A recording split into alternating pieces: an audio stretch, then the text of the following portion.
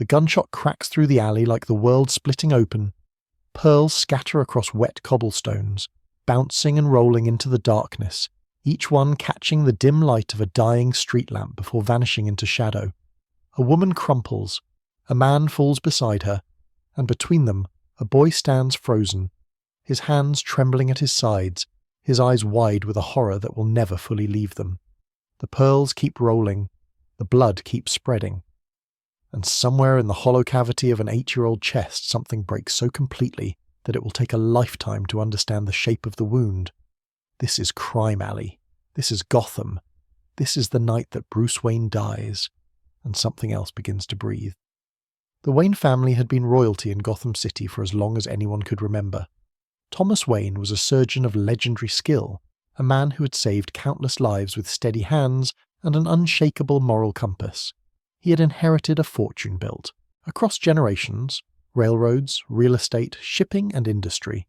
But unlike so many born into wealth, Thomas had chosen to use his privilege as a scalpel rather than a shield. He founded free clinics in the poorest neighborhoods. He funded research into diseases that afflicted the forgotten. He walked through the halls of Gotham General with the same quiet dignity he brought to charity galas, never forgetting that the money in his accounts had been built on the backs of workers and that every dollar owed a debt to the city that had created it.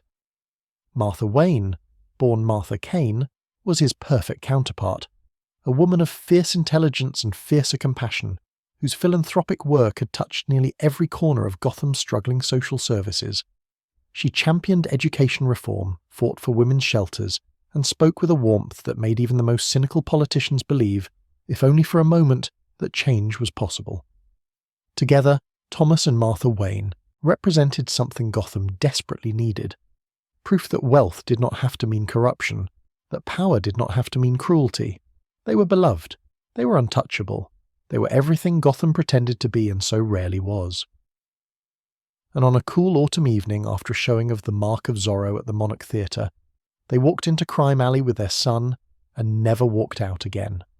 The man who killed them was named Joe Chill, though Bruce would not learn that name for years. Chill was desperate, a small-time criminal whose debts had grown too large, whose options had narrowed to a single, terrible point. He did not set out to murder anyone that night. He only wanted the wallet, the jewellery, the quick score that might buy him another week of survival in a city that devoured the weak without hesitation. But Thomas Wayne moved to protect his wife. Martha screamed, and in the space between one heartbeat and the next, Joe Chill pulled the trigger twice and transformed a robbery into a massacre. Bruce saw everything.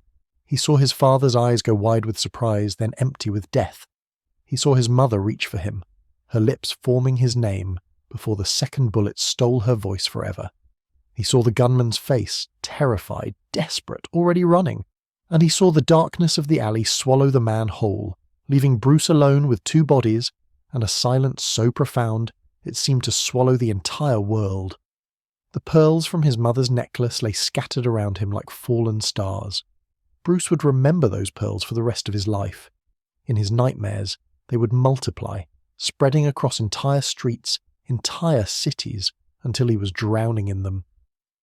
In his waking hours, he would see them in the most unexpected places, in the glint of raindrops on glass, in the white of distant moons, in the eyes of every criminal who stared at him from behind bars. The pearls became a symbol of everything he had lost, everything that had been stolen, everything that could never be recovered. When the police arrived, they found Bruce kneeling between his parents, his small hands pressed against his father's chest, as if he could somehow push the life back in. He was not crying. His face was blank, empty, a mask that had already begun to form over the screaming chaos beneath. The officers who lifted him away would later describe his eyes as ancient, the eyes of someone who had seen too much, who had aged decades in the span of seconds. Commissioner Gordon was not yet commissioner then, merely a detective newly transferred from Chicago, but he was among the first responders that night. He would never forget the boy's face. Years later, when a different kind of darkness began to haunt Gotham's criminals, Gordon would sometimes think back to that alley, to those eyes, and wonder if he had witnessed not just a tragedy, but a transformation. The funeral was the largest Gotham had seen in a generation. Dignitaries came from across the country. The mayor spoke of loss, The newspapers ran headlines for weeks. But none of it touched Bruce. He stood at the graves in his black suit, a small figure dwarfed by headstones and mourners, and he felt nothing but a cold, crystalline clarity that would come to define his existence. That night, alone in the vast emptiness of Wayne Manor, Bruce made a vow. He knelt in the darkness of his father's study, the shadows pressing close, and he swore on the blood of his parents that he would wage war on crime. He swore that no child in Gotham would ever have to feel what he felt, that no family would be torn apart the way his had been, that the criminals who preyed on the innocent would learn to fear the darkness they had always used as shelter. It was the vow of a child, raw and absolute, unburdened by the compromises of adulthood. But it was also the vow that would shape the rest of his life, the foundation upon which an empire of justice would be built. Alfred. Pennyworth found him there hours later, still kneeling. Alfred had served the Wayne family for decades, first as a military man, then as an actor, finally as the butler and caretaker of Wayne Manor. He had watched Bruce grow from infant to boy, had witnessed every scraped knee and every nightmare, had loved him with the quiet, undemanding devotion of someone who understood that family was not merely a matter of blood. When he saw Bruce in that study, he did not offer empty comfort. He did not tell the boy that everything would be all right, because Alfred Pennyworth did not believe in lies. Instead, he simply sat beside Bruce and waited. In the years to come, Alfred would become more than a butler. He would become father, mentor, medic, and confessor. He would stitch wounds that should have killed. He would offer wisdom that should have been ignored. He would stand in the back cave at 3 a.m, watching monitors and waiting for a signal that his charge was still alive, and he would never once complain. Alfred Pennyworth would become the foundation upon which Batman was built, the human connection that kept Bruce Wayne from losing himself entirely to the darkness he had sworn to fight. But that was later. That night, there was only a boy, a vow, and an emptiness that stretched from Crime Alley to the stars.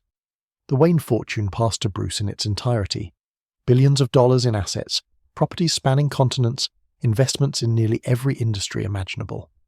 Wayne Enterprises, the corporate heart of the empire, was placed in trust until Bruce came of age, managed by a board of directors who understood that they were merely stewards of a legacy far larger than themselves. The money would wait, the power would wait. Bruce Wayne had something more important to acquire first. He needed to become something more than human. He needed to become fear itself. Crime Alley would remain a scar on Gotham's map, a wound that never healed, a reminder of what the city had taken from its brightest family. In the years that followed, Bruce would return there again and again, sometimes to leave flowers, sometimes simply to stand in the shadows and remember. The alley never changed. The blood had long since washed away, but the stain remained, invisible and permanent, a darkness that no amount of light could dispel. This was where Batman was truly born. Not in a cave, not in a costume, but in the heart of a child who watched his parents die and decided that the world would pay for its cruelty. The pearls still scatter in his dreams, the gunshots still echo in his memory, and every night when he pulls on the cowl and descends into Gotham's underworld, Bruce Wayne returns to Crime Alley in spirit, fighting an endless war against the moment that defined him. The boy who knelt in blood became the man who would become legend. And the legend was only beginning. The weeks following the funeral were a blur of legal proceedings, condolences, and the hollow rituals of grief. Wayne Manor, once filled with warmth and laughter, became a mausoleum. Its halls too long, its rooms too empty, its silence too complete. Bruce wandered through it like a ghost, touching objects his parents had touched, sitting in chairs where they had sat, trying to find some trace of them in the fabric of a home that suddenly felt foreign. Alfred did what he could. He maintained the routines, breakfast at 8, lessons with private tutors, dinner in the formal dining room. But he understood that normalcy was an illusion. The boy who sat across from him at meals was not the same boy who had existed before, that night in Crime Alley. Something fundamental had shifted. Bruce's eyes, once bright with curiosity, had hardened into something Alfred recognized from his own military service, the 1,000-yard stare of someone who had witnessed the unthinkable. The nightmares were relentless. Every night Bruce relived the shooting, the crack of the gun, the fall, of the pearls, the spreading pool of crimson. He would wake screaming, drenched in sweat, and Alfred would be there, steady and patient, sitting at the edge of the bed until the trembling stopped. Sometimes they talked. More often they simply sat together in the darkness, two survivors clinging to each other in a house full of ghosts. Gotham's elite sent cards and flowers. They organised memorial fundraisers and named scholarships after Thomas and Martha. But their grief was performative, a social obligation rather than genuine sorrow. Bruce learned to recognise the difference early. The way people's eyes slid past him at gatherings, the way their sympathies came wrapped in calculation.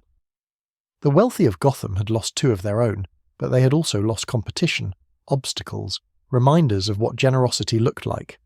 Some of them, Bruce would later realise, were almost relieved. The boy filed this knowledge away. He was already learning to watch, to analyse, to see beneath the surface of things.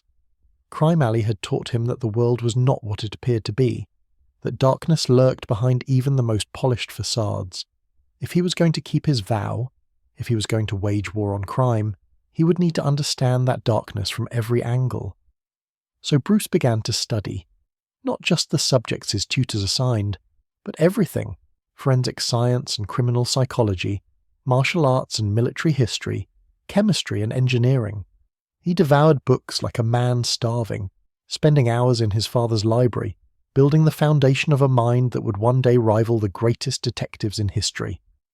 Alfred watched this transformation with a mixture of pride and concern, recognizing in the boy's obsessive focus the seeds of something magnificent and something dangerous. 10 years stretched before Bruce Wayne. 10 years of preparation, of wandering, of forging himself into a weapon.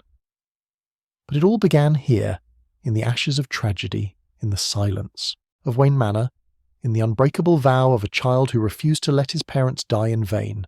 The dark night was coming. Gotham just did not know it yet. On the morning of his 18th birthday, Bruce Wayne vanished. He left no note, no explanation, no forwarding address. One day the heir to the Wayne fortune was attending board meetings and charity galas, performing the role of Gotham's orphaned prince with mechanical precision. The next, he was gone, a ghost slipping through the cracks of a world that had never truly known him. The newspapers speculated wildly. Some claimed he had suffered a breakdown, the delayed trauma of his parents' murder finally consuming him. Others whispered about kidnapping, about foul play, about the enemies the Wayne family had accumulated across generations of power. A few tabloids suggested he had simply run off with some European socialite, abandoning his responsibilities for a life of hedonistic pleasure. None of them were even close to the truth. Alfred Pennyworth knew. He had helped Bruce plan the departure, had watched the young man pack a single bag with the grim determination of a soldier heading to war. Alfred had tried to talk him out of it, of course, had argued that Bruce could do more good in Gotham, that the Wayne fortune could fund armies of social workers and police officers, that vengeance was a poison that would destroy him long before it touched the criminals he sought to punish. But Alfred had also looked into Bruce's eyes and seen something immovable, something ancient, something that had been forged in Crime Alley and tempered across 10 years of obsessive preparation. So Alfred did what he had always done. He supported the boy he loved, even when that support felt like enabling destruction. Bruce's first stop was Paris, but he did not linger among the boulevards and cafes. Instead, he sought out Henri Ducart, a manhunter of legendary reputation, a man who had tracked fugitives across 6 continents, who understood the criminal mind with an intimacy that bordered on the disturbing. Ducart was not easy to find. He operated in shadows, taking only the cases that interested him, vanishing between assignments like smoke in wind. But Bruce had resources, and more importantly, Bruce had patience. He spent 3 months tracking Ducart through a maze of false identities and dead drops, before finally cornering the man in a safe house outside Lyon. Ducart's first lesson was simple: observation. He taught Bruce to read a crime scene like a book, to notice the angle of bloodstains, the pattern of footprints, the 1,000 tiny details that told the story of what had happened and who had done it. He taught him to track men through cities and wilderness alike, to anticipate their movements, to think like prey so that he could become the ultimate predator. The training was brutal. Ducart had no patience for weakness, no tolerance for excuses. He pushed Bruce to the breaking point again and again, stripping away the softness of privilege until only iron remained. But Ducart also taught Bruce something darker. the utility of fear, the power of becoming a spectre that haunted the guilty. Years later, when Batman emerged from the shadows of Gotham, Henri Ducas's lessons would echo in every calculated appearance, every theatrical flourish, every criminal who screamed at the sight of pointed ears silhouetted against the moon. From France, Bruce travelled east. In the mountains of Korea, he studied under masters whose names had been erased from history, men and women who had devoted their lives to the perfection of combat, who could kill with a single finger or incapacitate with a whispered word. He learned Taekwondo and Hapkido, absorbing techniques that had been refined across centuries of warfare. His body, already honed by years of private training, began to transform into something extraordinary. Muscle layered upon muscle, reflexes sharpened to supernatural precision, endurance expanded beyond anything his instructors had witnessed. In Japan, he found Kirigi. The old master lived alone in a monastery that clung to the side of a mountain like a barnacle on a whale. He had trained assassins for the League of Shadows, had produced killers whose names were spoken in whispers across the underworld. When Bruce arrived at his door, Kirigi laughed, a dry, rattling sound like dead leaves scraping stone. He saw the anger in the young American's eyes, the hunger, the obsession. He recognized it because he had seen it before, in countless students who had come seeking the power to destroy their enemies. Most of those students had died. The ones who survived had become monsters. Kirigi trained Bruce anyway.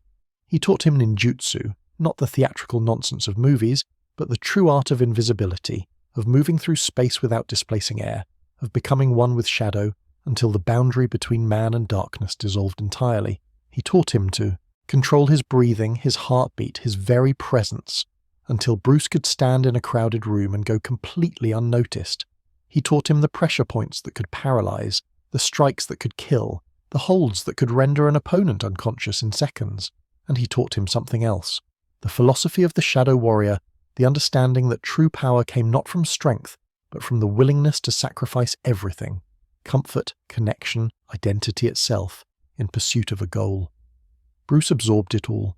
He trained until his hands bled and his muscles screamed, until exhaustion became a distant memory and pain became merely information.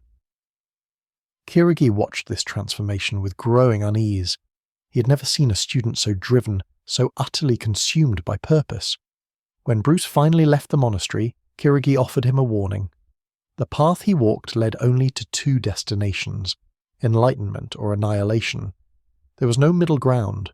Bruce did not look back. The years blurred together.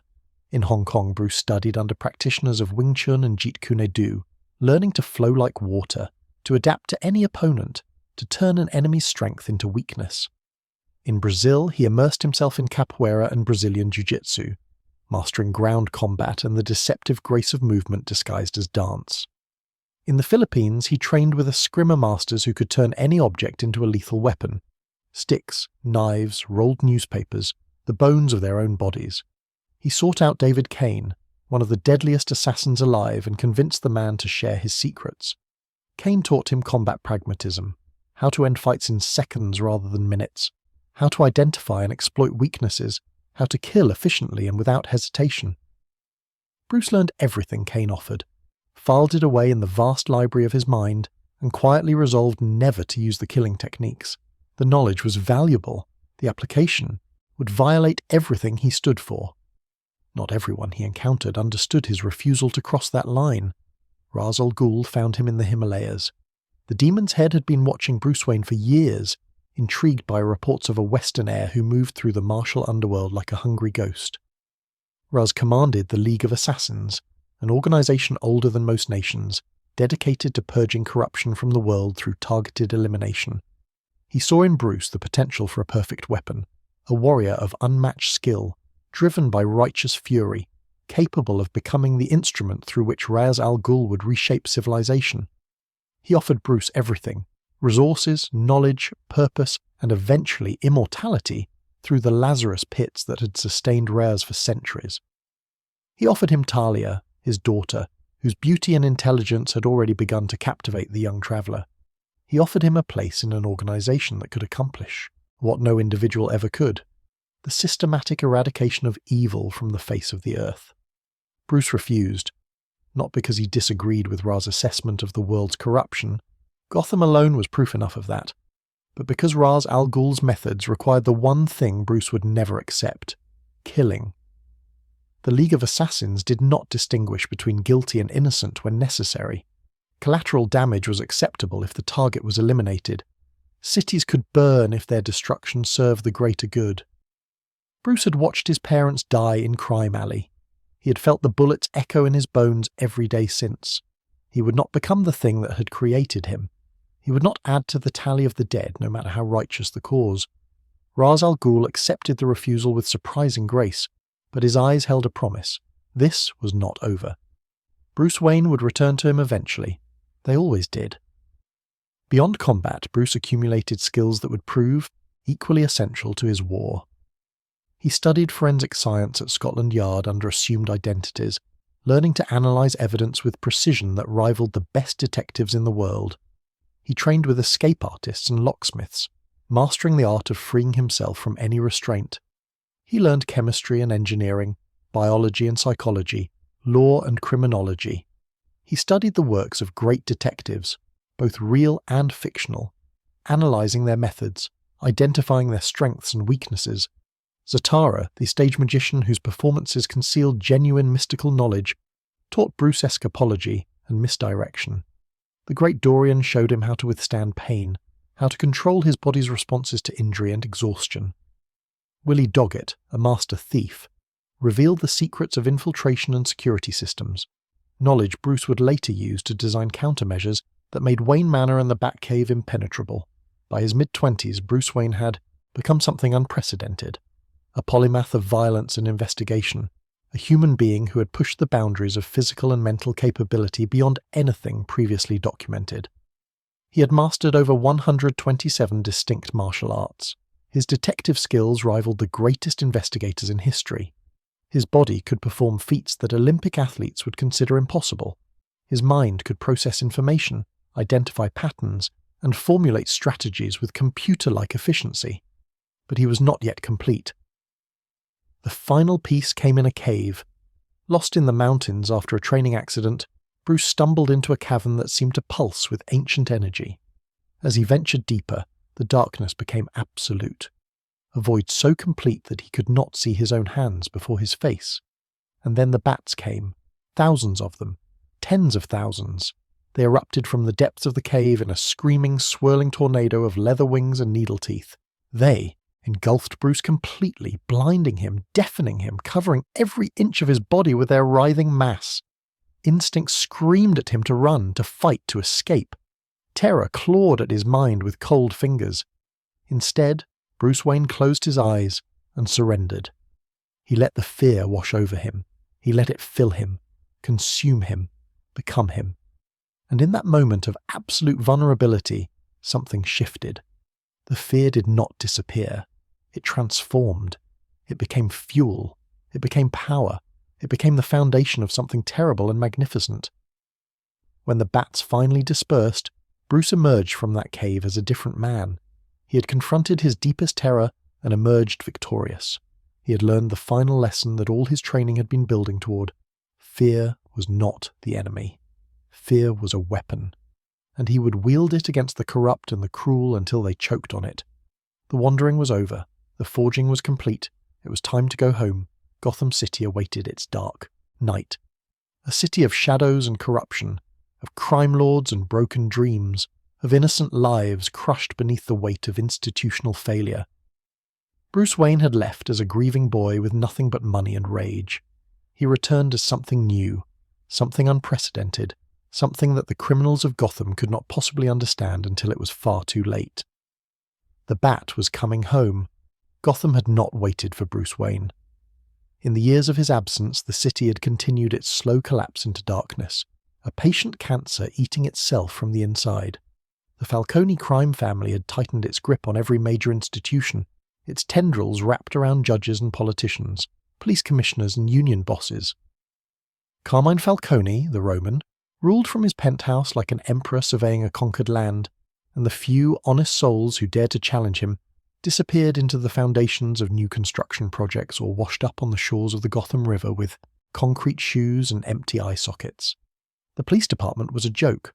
Oh, There were good cops, men and women who had joined the force with genuine ideals, who still believed that law and order meant something, but they were outnumbered, outgunned, and systematically marginalised. The corrupt officers protected the criminals. The honest ones learned to keep their heads down or found themselves transferred to dead-end precincts where their integrity could do no harm. Commissioner Loeb presided over this decay with smug satisfaction, his pockets lined with Falcone money, his conscience long since sold to the highest bidder. Bruce Wayne saw all of this within days of his return. He walked the streets of his city in disguise, observing, cataloguing, building a mental map of Gotham's criminal infrastructure. He visited Crime Alley at midnight, standing in the shadows where his parents had died, feeling the old wound pulse with fresh pain. He watched drug deals go down on street corners, while patrol cars drove past without stopping. He saw children no older than he had been that terrible night, running errands for gang leaders, their futures already mortgaged to violence and despair. The rage that had driven him across the world burned brighter than ever. But rage alone would not be enough. His first attempts at vigilantism were crude experiments. Bruce Wayne, disguised in nondescript clothing, began intercepting crimes in progress. Muggings, assaults, the petty cruelties that made up Gotham's daily rhythm. He was effective. His training made him more than a match for any street criminal, and he moved through the city's underworld like a surgeon excising tumours. But something was wrong. The criminals he stopped were replaced within hours. The ones who escaped spread no warnings, felt no lasting fear. He was winning battles while the war continued unabated. One night, Bruce cornered a group of drug dealers in a warehouse near the docks. He dismantled them, with brutal efficiency. Broken arms, shattered kneecaps, faces driven into concrete. When the last of them lay groaning on the floor, Bruce stood over them and felt nothing but frustration. They had not feared him. They had simply been surprised, overwhelmed by superior force. Tomorrow they would tell their associates about the crazy man who had attacked them, and those associates would shrug and go about their business. Violence without meaning was just violence. He needed something more. He needed to become something more. The answer came through a window. Bruce sat alone in his father's study, the same room where he had made his childhood vow, wrestling with the problem that had consumed him for weeks. How could one man, even a man of his capabilities, hope to wage war on an entire city's criminal element? How could he multiply his presence, extend his reach, become something larger than flesh and blood? The mob had numbers, resources, institutional power. Bruce Wayne had money and skill, but money could be traced and skill had limits. He needed to become a symbol. He needed to become fear itself. As if in answer to his thoughts, a bat crashed through the window. It was enormous, a brown bat with a wingspan that seemed to fill the room, its leathery wings beating frantically against the glass of the chandelier, its high-pitched screams echoing off the walls. Bruce watched it circle the study, watched it cast monstrous shadows in the lamplight, and felt something click into place in his mind. Bats. The creatures that had terrified him in that Himalayan cave. The animals that had forced him to confront his deepest fears and emerge transformed. Criminals were a superstitious and cowardly lot. He had learned this across years of studying the criminal mind, and they feared what they could not understand. They feared the dark. They feared the unknown. They feared the things that lurked at the edges of perception, the nightmares that took shape when the lights went out. Bruce Wayne would give them a nightmare they would never forget. The design came together over weeks of obsessive refinement. Bruce sketched constantly, filling notebooks with variations on a theme, rejecting dozens of concepts before arriving at something that felt right. The suit needed to be practical, armor that could stop bullets and blades, flexible enough for acrobatics, equipped with the tools of his trade. But it also needed to be theatrical, terrifying, a visual assault on the senses that would brand itself into the memories of everyone who witnessed it. The cowl was the key. Bruce designed it with pointed ears that rose like horns, casting demonic shadows, transforming his silhouette into something inhuman. The eyes were white lenses, partly for protection, partly for night vision, but mostly to eliminate any trace of humanity from his face. Criminals would look into those eyes and see nothing they recognized, nothing they could reason with, nothing that suggested mercy or hesitation.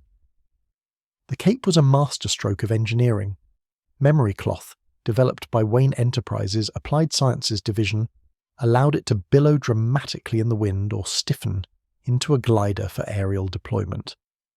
When Bruce spread his arms, the cape would unfurl like the wings of a giant bat, creating an image drawn directly from humanity's collective nightmares.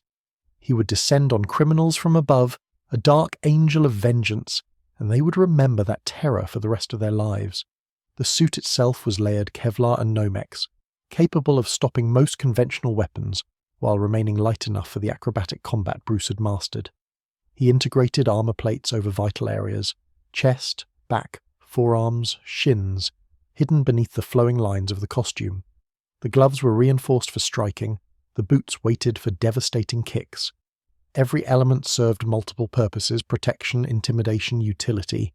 And then there was the belt. The utility belt became Bruce's mobile armory, a compact collection of everything he might need in the field. Batarangs, throwing weapons shaped like his symbol, capable of disarming opponents or cutting through ropes at distance. Grappling hooks and lines for scaling buildings and crossing Gotham's concrete canyons. Smoke pellets and flash grenades for escape and disorientation. Forensic tools for crime scene analysis.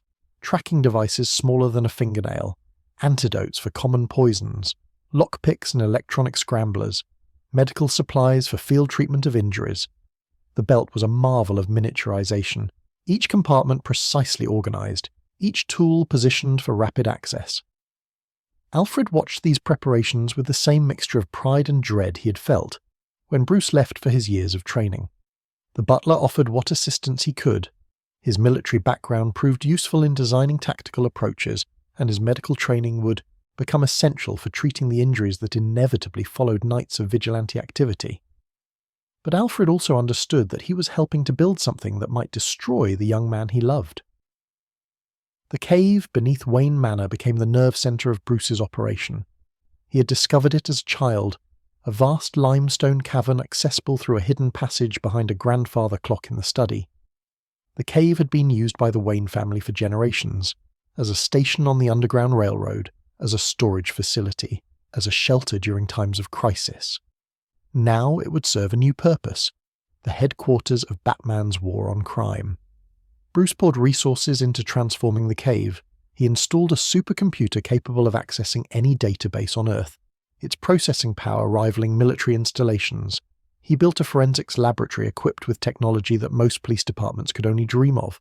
He created a training area where he could maintain his physical conditioning, complete with gymnastics equipment, weight machines, and combat dummies programmed to simulate various fighting styles. He constructed a vehicle bay for the machines that would carry him through Gotham's streets. The Batmobile, a fusion of sports car and tank, armoured and weaponized, faster than anything the police could field, and always the bats circled overhead, thousands of them roosting in the upper reaches of the cavern, their presence a constant reminder of what Bruce had become. The night he first donned the completed suit, Bruce stood before a mirror in the Batcave and saw a stranger staring back. The man in the glass was not Bruce Wayne, not the grieving orphan, not the playboy heir, not the driven student who had crossed the world in pursuit of perfection.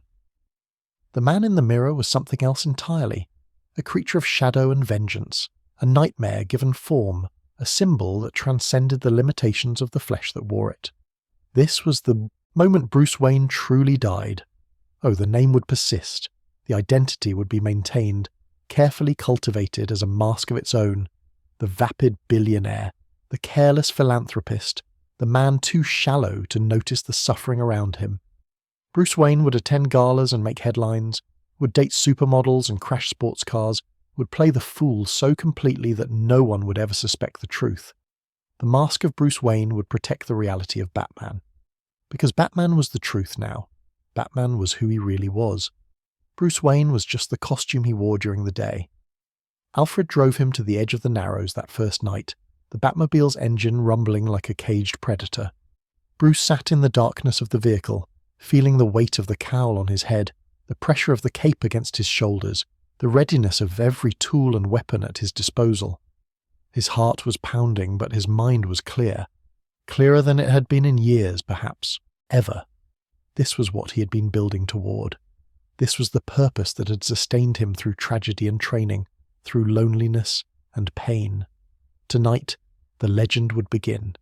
He emerged from the Batmobile on a rooftop overlooking a Falcone drug operation. 6 men below, armed and confident, loading crates of heroin into a waiting truck.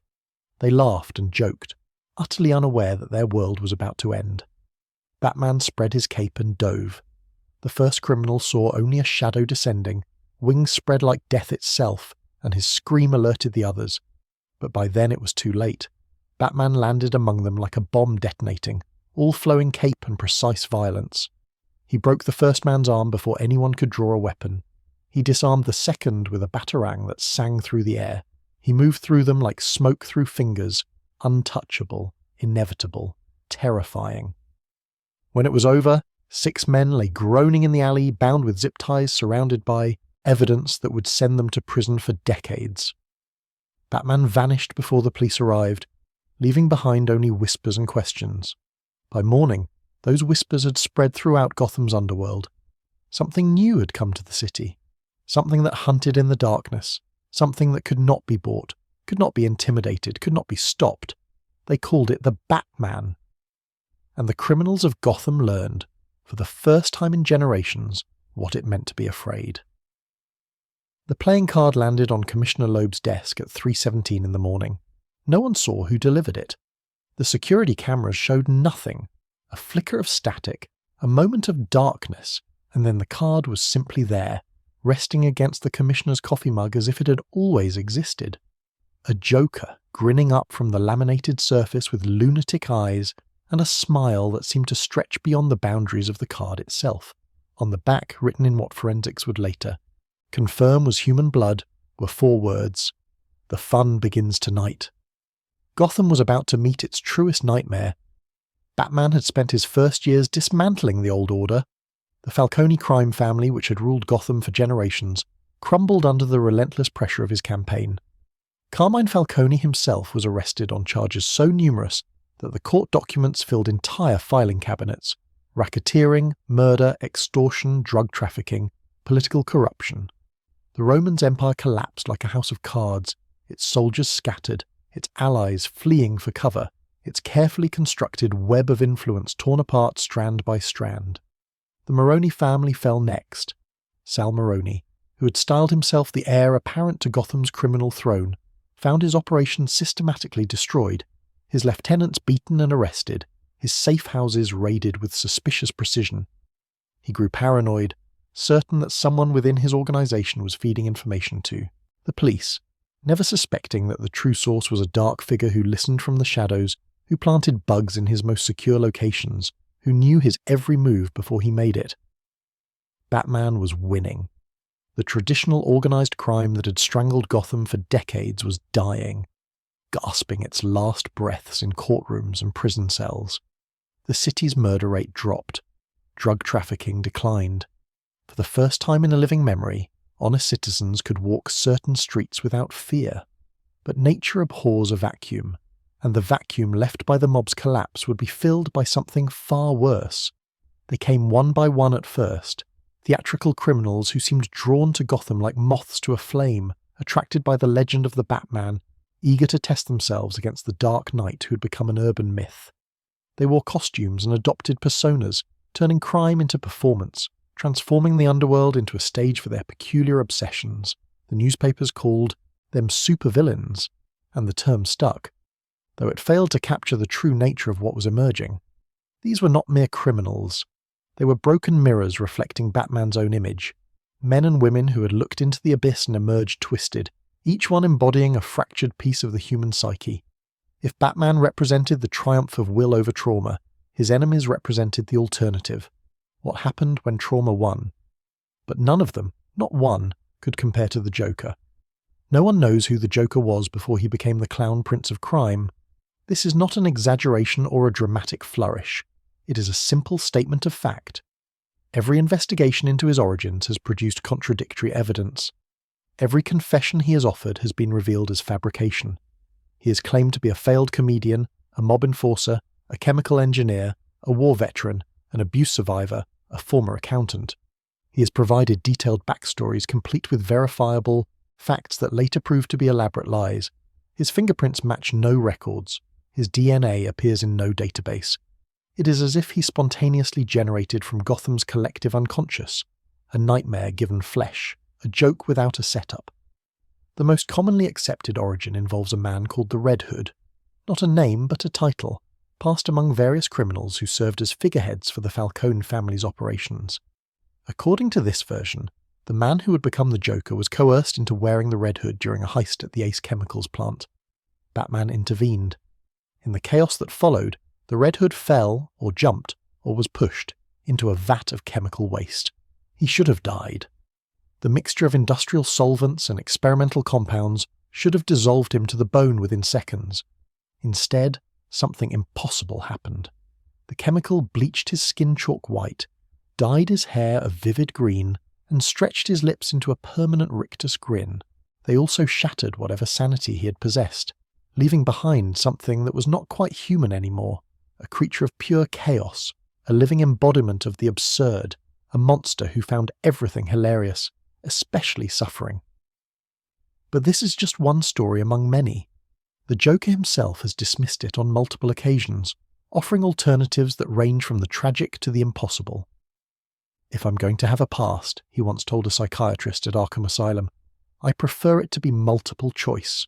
The uncertainty is part of his power. He exists outside the normal frameworks of cause and effect, motive and method. He cannot be understood because he refuses to be understood. He cannot be predicted because he does not follow patterns. He is chaos incarnate, and chaos by definition obeys no rules. His first confirmed appearance in Gotham came 6 months after the playing card on Loeb's desk. A local news station received a video, grainy, poorly lit, clearly filmed with consumer equipment, showing a man in white makeup and a purple suit addressing the camera with manic energy. He introduced himself as the Joker, announced that he would be poisoning Gotham's water supply at midnight, and spent the remaining 4 minutes telling jokes so disturbing that the station refused to air them unedited. Batman traced the video's digital signature to an abandoned comedy club in the Bowery. He arrived expecting a trap and found something worse. A dozen corpses arranged in the audience seats, their faces frozen in horrible grins, victims of a toxin that attacked the nervous system and forced the facial muscles into rictus contractions even as it killed. On the stage, a single spotlight illuminated a microphone stand with another playing card attached. "You're too late for the first show," the card read, "but don't worry, there's always a second act." The water supply threat was a misdirection. While Batman and the police scrambled to secure reservoirs and treatment plants, the Joker struck elsewhere. A charity gala attended by Gotham's wealthiest citizens, including Bruce Wayne himself.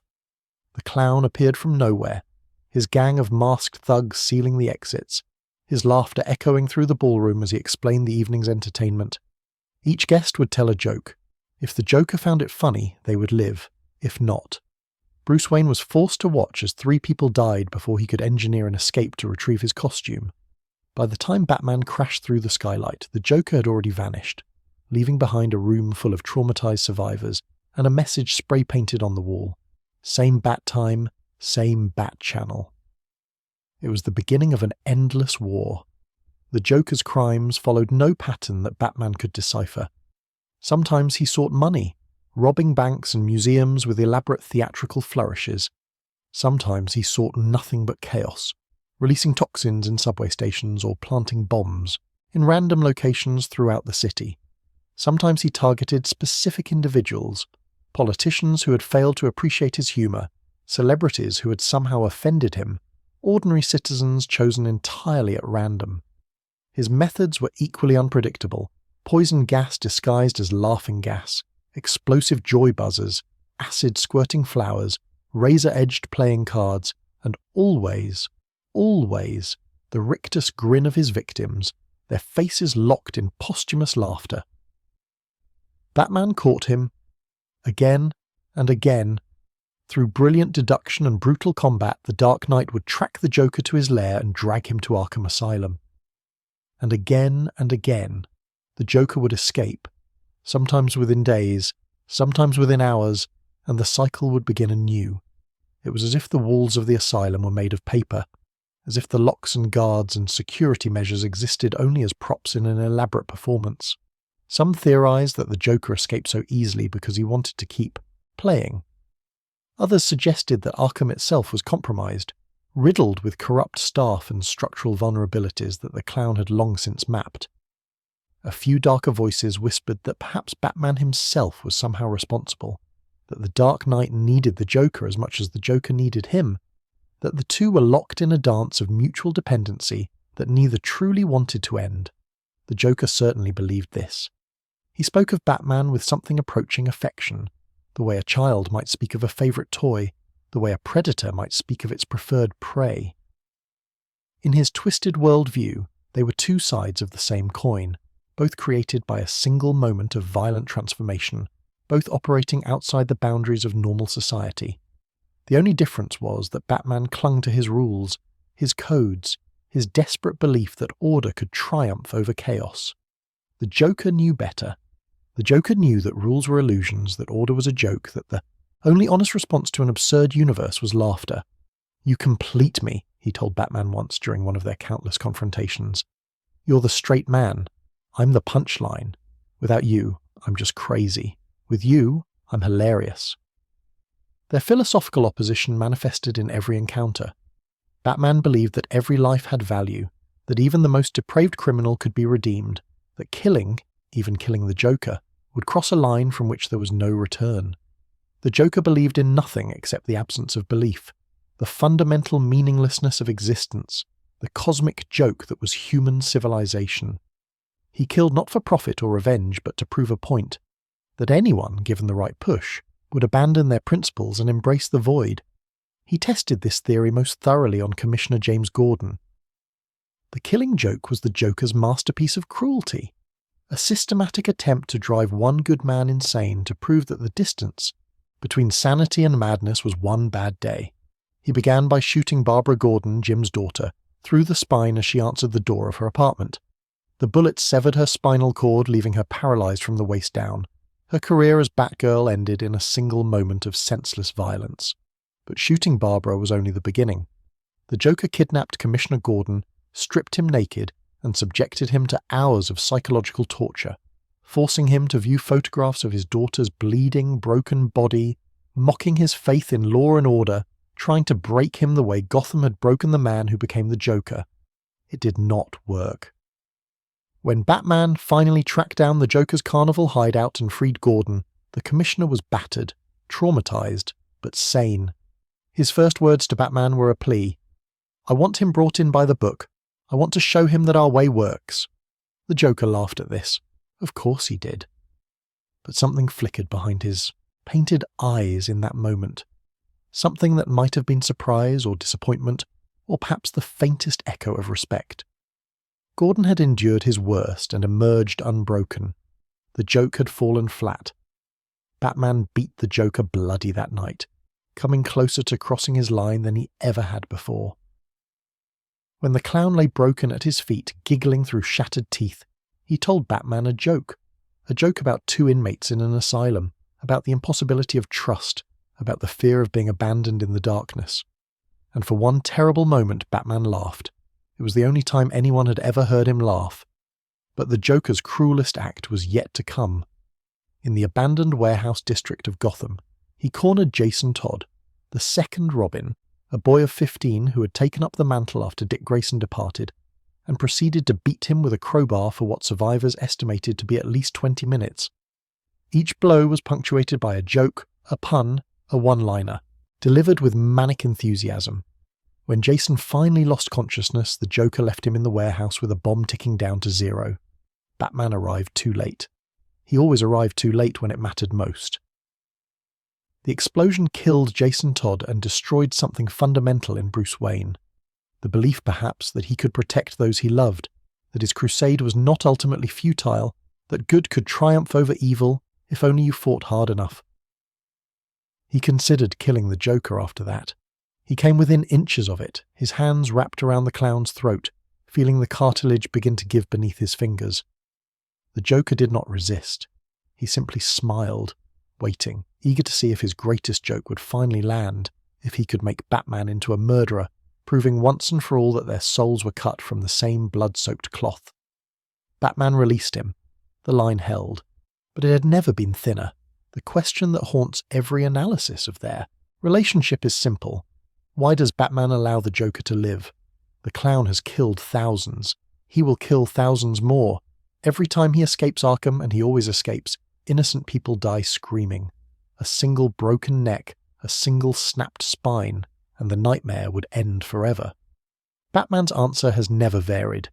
If he kills even once, he becomes something other than what he is. The line between justice and vengeance is drawn in blood, and once crossed, it cannot be uncrossed. He would not stop with the Joker. He would find reasons to kill others, reasons that seemed just as compelling, just as necessary. The body count would grow, the darkness would spread. And eventually the man who became Batman to prevent senseless death would become its greatest cause. The Joker understands this better than anyone.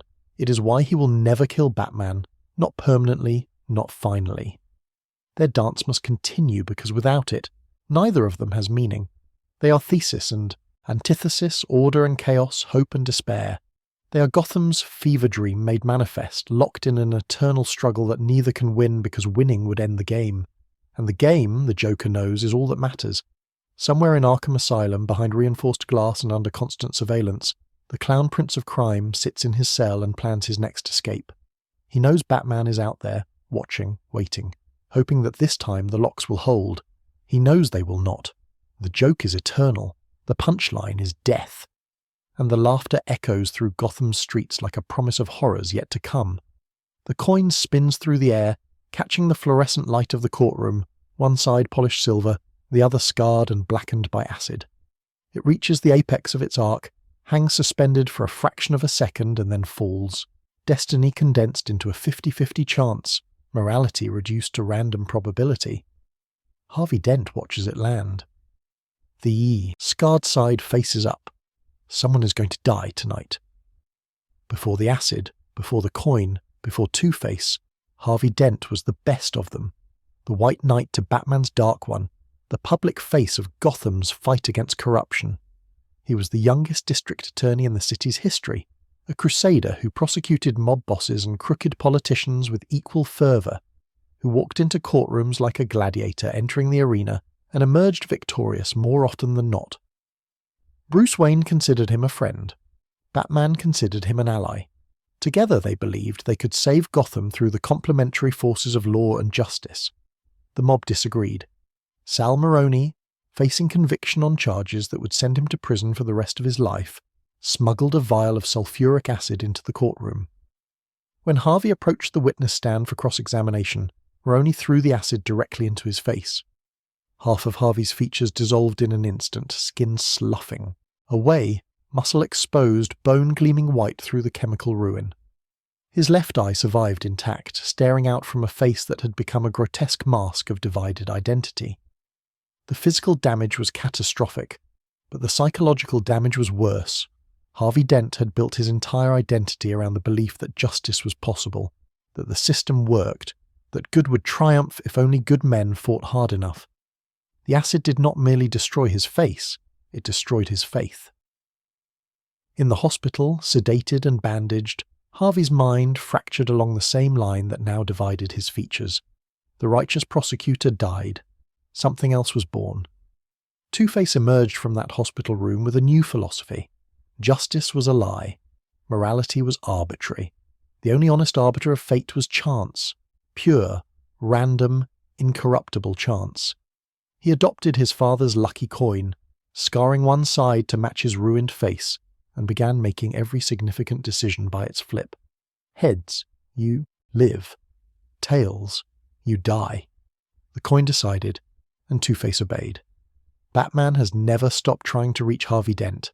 In every confrontation, beneath the violence and the threats, there is an undercurrent of grief, a desperate hope that the friend Bruce Wayne loved might still exist somewhere behind the monster's face.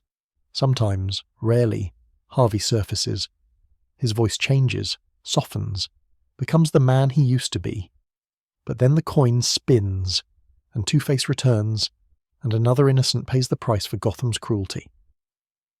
The tragedy of Two-Face is the tragedy of Batman himself, reflected and inverted. Both men were transformed by violence, both dedicated their lives to fighting crime. But where Bruce Wayne channeled his trauma into purpose, Harvey Dent was consumed by his. Two-Face is what Batman could have become, what Batman might still become, if he ever allows the darkness to win. If Two-Face represents the corruption of justice, the Penguin represents the corruption of wealth. Everything Bruce Wayne pretends to be, stripped of any redeeming virtue. Oswald Cobblepot was born into one of Gotham's oldest families, a lineage of aristocrats and industrialists whose fortune rivaled the Waynes' own. But where the Waynes used their money to build hospitals and fund charities, the Cobblepots hoarded theirs with miserly obsession, watching it grow through generations of shrewd investment and ruthless business practices. Oswald inherited not only the family wealth but the family cruelty, a casual contempt for anyone beneath his station, a belief that breeding and blood entitled him to whatever he desired. His appearance did not help. Short, stout, with a beak-like nose and a waddling gait that invited comparison to his eventual namesake, Oswald was mocked relentlessly throughout his childhood. His mother, the only person who ever showed him genuine affection, dressed him in formal wear and insisted he carry an umbrella at all times, protection, she claimed, against a world that would never accept him. When she died, something curdled in Oswald's heart. The mockery he had endured became fuel for a burning resentment, a determination to prove his superiority through the only metrics that mattered: money and power. The Penguin built his criminal empire with the same ruthless efficiency his ancestors had applied to legitimate business. He opened the Iceberg Lounge, a nightclub that served as neutral ground for Gotham's underworld, a place where deals were made and alliances forged under crystal chandeliers and the watchful eyes of Cobblepot's private security. He diversified into arms dealing, smuggling, protection rackets, and political manipulation. He cultivated relationships with corrupt officials and legitimate businessmen alike, making himself indispensable to both worlds. Unlike the Joker, the Penguin is eminently rational. He does not seek chaos for its own sake. He seeks profit, power, and the respect he believes he's owed. Batman finds him almost refreshing in comparison to Gotham's more theatrical villains, a criminal who can be understood, predicted, negotiated with when necessary. But the Penguin's civility masks a vicious core. Cross him, and you will find yourself feeding the exotic birds in his private aviary from the inside. Then there is Selina Kyle, the woman who defies every category Batman has constructed. Catwoman is not a villain, not exactly. She's not a hero either, despite the occasions when she has fought alongside Batman against greater threats. She exists in the grey spaces between. A thief, yes, but one who targets the corrupt and the cruel. A criminal, certainly, but one whose code prevents harm to innocence. She steals from those who have too much and keeps most of it for herself, and she does not apologize for any of it. Her relationship with Batman is the most complicated of his many entanglements. They have fought each other across Gotham's rooftops, trading blows and banter with equal intensity. They have made love in safe houses and penthouses, their costumes half removed, the boundaries between hunter and hunted dissolving into something far more intimate. They have saved each other's lives more times than either cares to count. Bruce Wayne has proposed to Selina Kyle. Selina Kyle has accepted, and then, inevitably, something has torn them apart again. She sees him more clearly than anyone else in his life. She understands the loneliness behind the cowl, the exhaustion behind the determination, the man behind the symbol. And she refuses to let him forget that he is a man, that he deserves happiness, pleasure, connection, all the things he denies himself in service to his mission. Batman needs Catwoman precisely because she challenges his assumptions, forces him to question whether his endless war is worth the cost. Whether they will ever find lasting peace together remains one of Gotham's enduring mysteries. Edward Nygma could have been anything. His intellect rivals Bruce Wayne's own, a genius-level mind capable of solving problems that baffle the world's greatest thinkers. He could have been a scientist, an inventor, a captain of industry. Instead, he became the Riddler, and the reason says everything about the fragility of the human ego. Nygma's compulsion is not greed or revenge or ideology. It is the desperate pathological need to prove that he is the smartest person in any room. Every crime he commits is secondary to the real purpose, the riddles, the puzzles, the elaborate challenges he leaves for Batman to solve. He does not actually want to succeed in his criminal enterprises, Not really. What he wants is for Batman to acknowledge his brilliance, to struggle against his intellectual traps, to admit that Edward Nygma is his equal or superior. This makes him both more and less dangerous than Gotham's other rogues. Less dangerous because his compulsion to leave clues inevitably leads to his capture. He cannot help, himself, cannot commit a crime without challenging Batman to stop him. More dangerous because his traps are genuinely deadly, his puzzles genuinely complex, his willingness to sacrifice innocent lives in pursuit of intellectual validation genuinely horrifying. People have died in Riddler's death traps while Batman raced against time to solve equations and decipher codes. The saddest part is that Batman does respect Nygma's intelligence. He has said as much on the rare occasions when direct conversation seemed useful. But it is never enough. It can never be enough. The Riddler's need is a bottomless pit that no amount of acknowledgement can fill.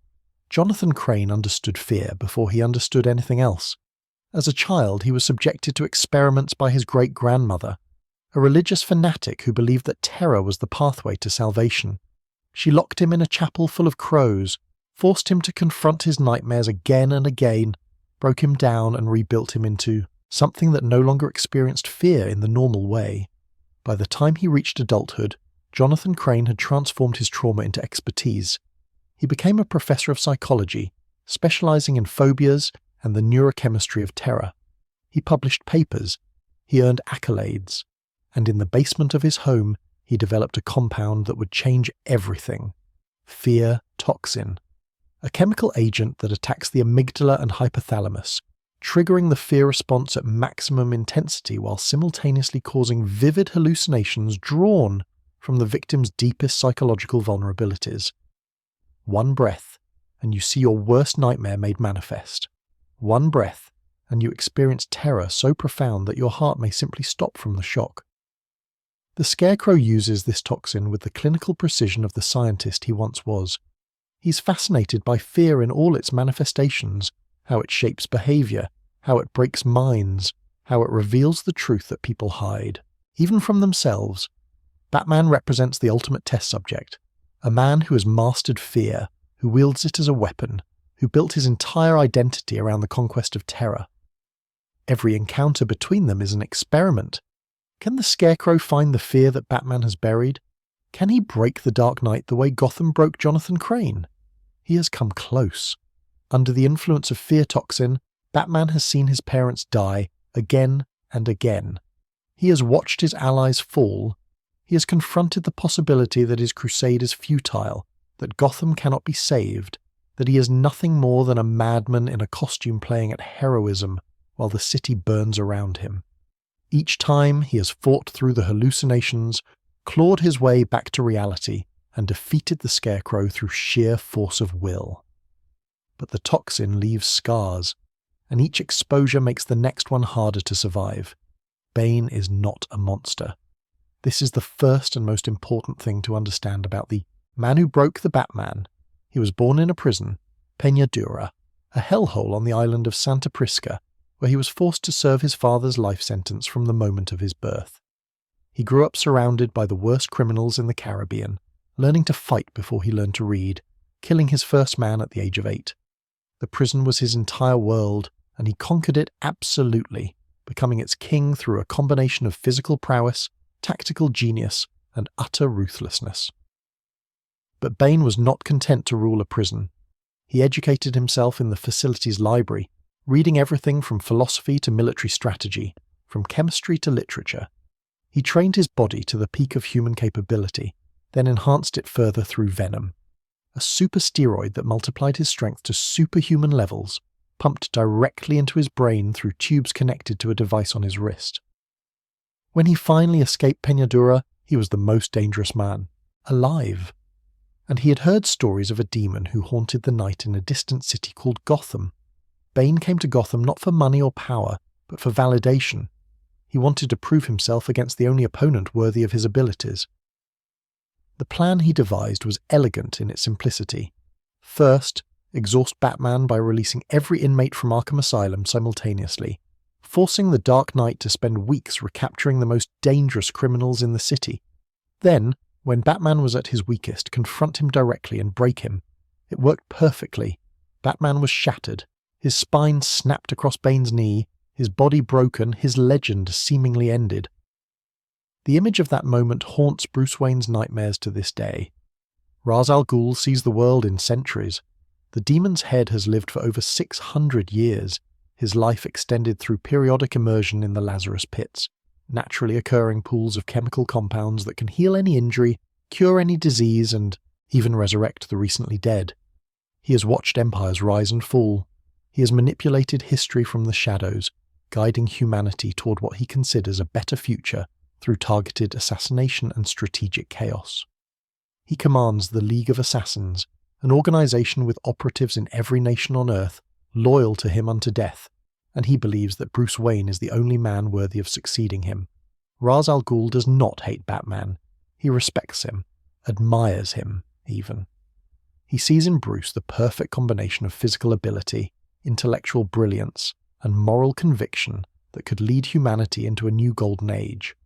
The only problem is that Batman refuses to kill, refuses to accept that some evils can only be eliminated through bloodshed, refuses to take his place at Ra's side as heir to the demon's legacy. Their conflicts are almost familial in nature. Ra's calls Batman detective as a term of respect. He offers him Talia, his daughter, as a bride and partner. He proposes alliances against common enemies, philosophical debates over the nature of justice, compromises that would benefit them both. And each time Batman refuses because the League's methods, the casual acceptance of mass casualties in service to greater goals, violate everything he believes. Talia complicates matters further. She loves Bruce Wayne with genuine passion, and he has loved her in return. Their son, Damian, is proof of what they could build together. But Talia is also her father's daughter, raised in the League's traditions, capable of acts that Batman finds unforgivable. Their relationship cycles endlessly between love and conflict, intimacy and betrayal. Victor Fries did not choose to become a monster. He simply wanted to save his wife. Nora Fries was dying of a rare degenerative disease when Victor, a brilliant cryogenics researcher, placed her in suspended animation, frozen in time while he searched for a cure. An accident during a confrontation with his corrupt employer exposed Victor to the same cryogenic compounds, transforming his physiology into something that could only survive in sub-zero temperatures. He built a suit to sustain himself, a freeze gun to defend himself, and adopted the name Mr. Freeze. Everything he does, every crime he commits, every life he takes or spares, is in service to one goal: saving Nora. He's not interested in money for its own sake, power for its own sake, revenge for its own sake. He wants only to cure his wife, to wake her from her frozen sleep, to grow old with the woman he loves. Batman understands this. Batman sympathizes with this. In another life, they might have been allies, but the disease remains incurable, and Freeze's methods grow more desperate with each passing year. He has frozen entire city blocks in his searches for research funding. He has killed security guards and police officers who stood between him and laboratory equipment. The tragedy of Mr. Freeze is that his love has become indistinguishable from his villainy, that the same devotion that makes him sympathetic also makes him dangerous. Pamela Isley speaks for those who cannot speak for themselves. The plants, the trees, the entire green world that humanity exploits and destroys without thought or consequence. Poison Ivy was once a botanist, transformed by experimental toxins into something more than human, a being whose body produces pheromones capable of controlling almost anyone, whose touch can poison or heal, whose connection to plant life borders on the mystical. She is an eco-terrorist in the most literal sense, someone who will burn civilization to ash if that is what the green world requires. Batman finds her simultaneously compelling and horrifying. Her cause is not entirely wrong. Humanity is destroying the planet and something must change. But her methods accept no compromise, acknowledge no value in human life that does not serve botanical interests. She has tried to kill millions to reduce humanity's ecological footprint. She has seduced and manipulated countless victims through her pheromones. She genuinely does not understand why anyone would prioritize a single human life over an entire forest. Each of these rogues reflects something essential about Batman himself. Two-Face is his idealism corrupted. The Penguin is his wealth perverted. Catwoman is his moral certainty challenged. The Riddler is his intellect twisted. Scarecrow is his use of fear inverted. Bane is his physical mastery equalled. Ra's al Ghul is his mission taken to its logical extreme. Mr. Freeze is his love made destructive. Poison Ivy is his protection of the innocent distorted beyond recognition. They are his shadows, his mirrors, his family in the darkest possible sense, and Gotham would not exist without any of them. The boy flew through the air like he was born to it. Dick Grayson, 8 years old, youngest member of the Flying Graysons, soaring between trapezes in Haley's circus with a grace that defied gravity and a smile that lit up the entire tent. His parents, John and Mary, caught him at the apex of each arc, their hands meeting his with practiced precision, their family bond expressed through the poetry of movement. The audience gasped and cheered, never knowing that this was the last performance the Graysons would ever give. Tony Zuko had demanded protection money from the circus owner. The owner had refused. So Zuko's men sabotaged the trapeze rigging, and when John and Mary Grayson reached for the bar that would carry them to safety, it snapped in their hands. Dick watched his parents fall. He watched them hit the ground. He watched the light leave their eyes while the crowd screamed and the sawdust turned red beneath their broken bodies. Bruce Wayne was in that audience. He had come to the circus on a whim, seeking distraction from the endless weight of his mission, and instead he witnessed his own origin story playing out before him. He saw the boy standing frozen at the edge of the platform, staring down at the crumpled forms of his mother and father, and he recognized that expression. Recognized it because he had worn it himself 20 years earlier, in a rain-soaked alley that smelled of gunpowder and pearls. He could not save the Graysons, but he could save their son. Bruce Wayne became Dick Grayson's legal guardian within weeks, cutting through bureaucratic obstacles with the combined force of his fortune and his determination. He brought the boy to Wayne Manor, introduced him to Alfred, and watched as Dick wandered through the vast empty halls with the same lost expression Bruce remembered from his own childhood. The house was too big, the silence was too heavy, the grief was too fresh. But Dick Grayson was not Bruce Wayne. Where Bruce had turned inward, building walls of ice around his wounded heart, Dick reached outward, seeking connection, craving purpose, burning with a need for justice that would not be contained by patience or propriety. He discovered the Batcave within a month, following Bruce through the grandfather clock and standing in stunned silence as the full scope of his guardian's secret life revealed itself. He demanded to help. Bruce refused. Dick demanded again. Bruce refused again.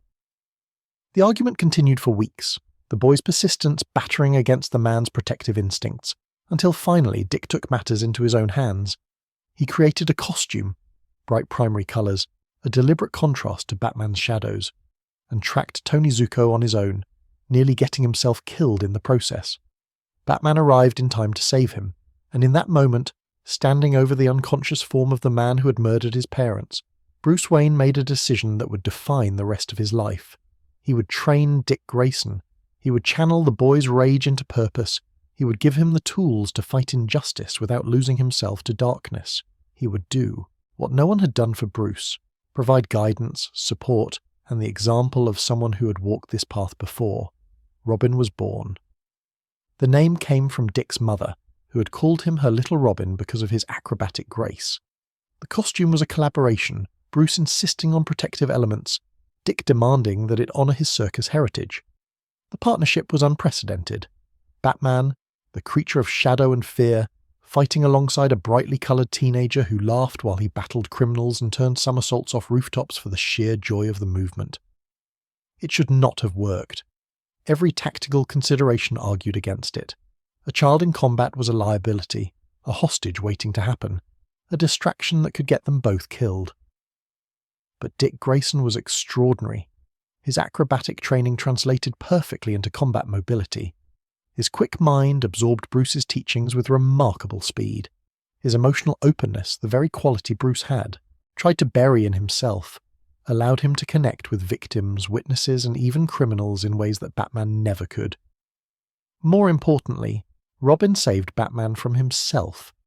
The darkness that had consumed Bruce since Crime Alley began to lift, just slightly, in the presence of this bright and determined boy. He found himself laughing occasionally, feeling pride in Dick's accomplishments, experiencing moments of genuine happiness that he had believed were lost to him forever. Alfred noticed the change immediately. The butler had worried for years that Bruce was slowly dying inside, hollowed out by his mission until nothing remained but the cowl. Dick Grayson reminded him that there was still a man beneath the symbol. They fought side by side for nearly a decade. Dick grew from boy to teenager to young man, his skills expanding, his confidence deepening, his own legend developing in the shadow of Batman's. He became a founding member of the Teen Titans, leading a team of young heroes with the same natural charisma he brought to everything. He fell in love, made friends, built a life that extended beyond Gotham's borders, and eventually, inevitably, he outgrew the role of sidekick. The break, when it came, was painful. Dick and Bruce argued about methods, about trust, about the fundamental nature of their partnership. Dick accused Bruce of treating him like a soldier rather than a son.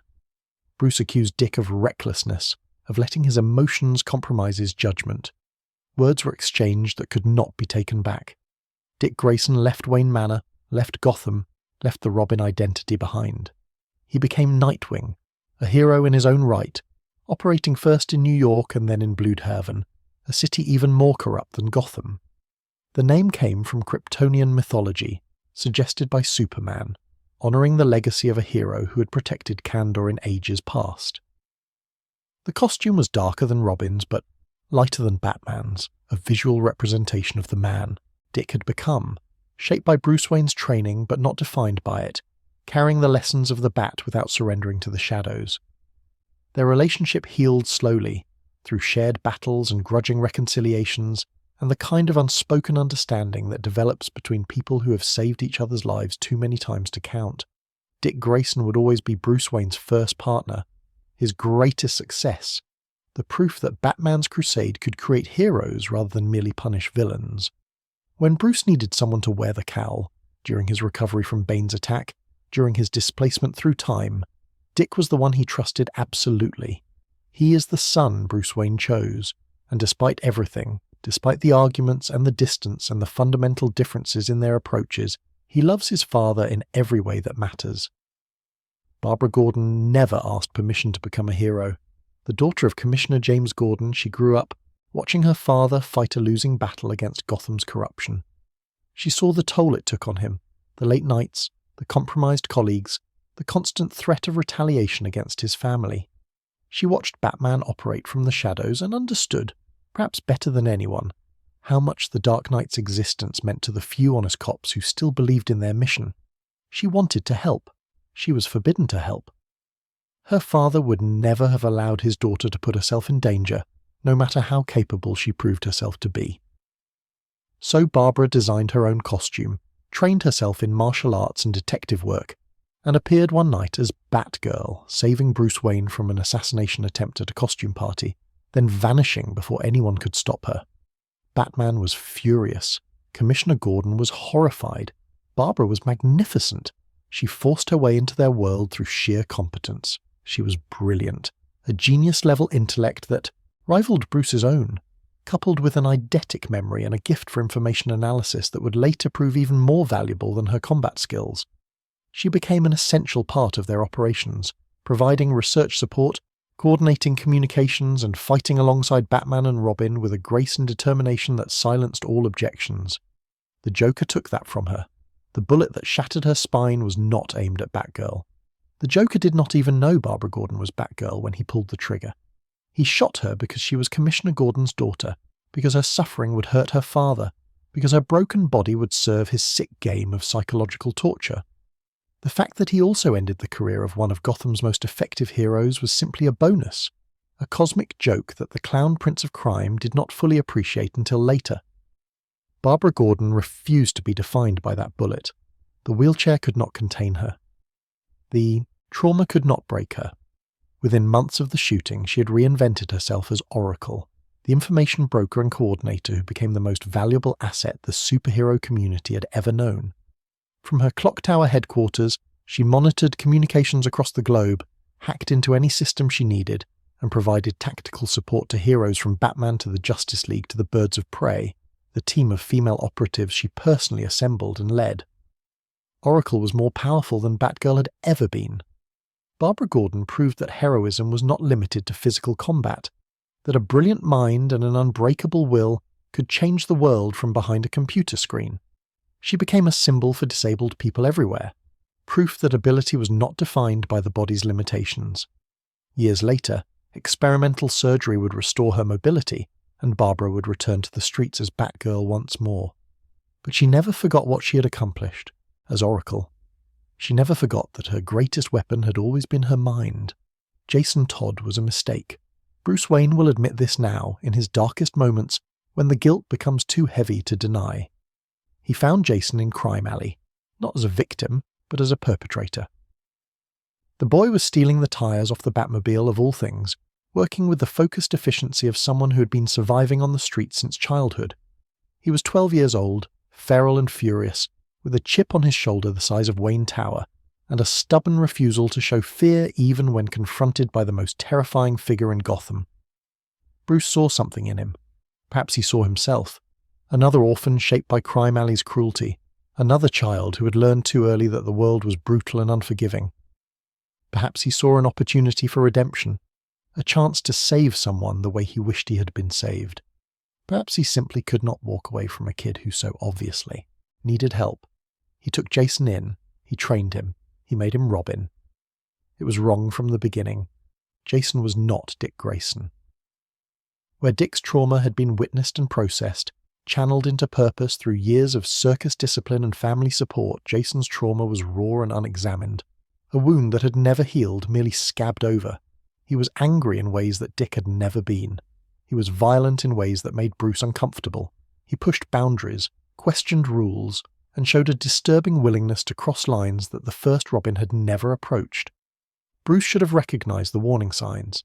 He should have provided therapy, patience, the time and space Jason needed to work through his damage.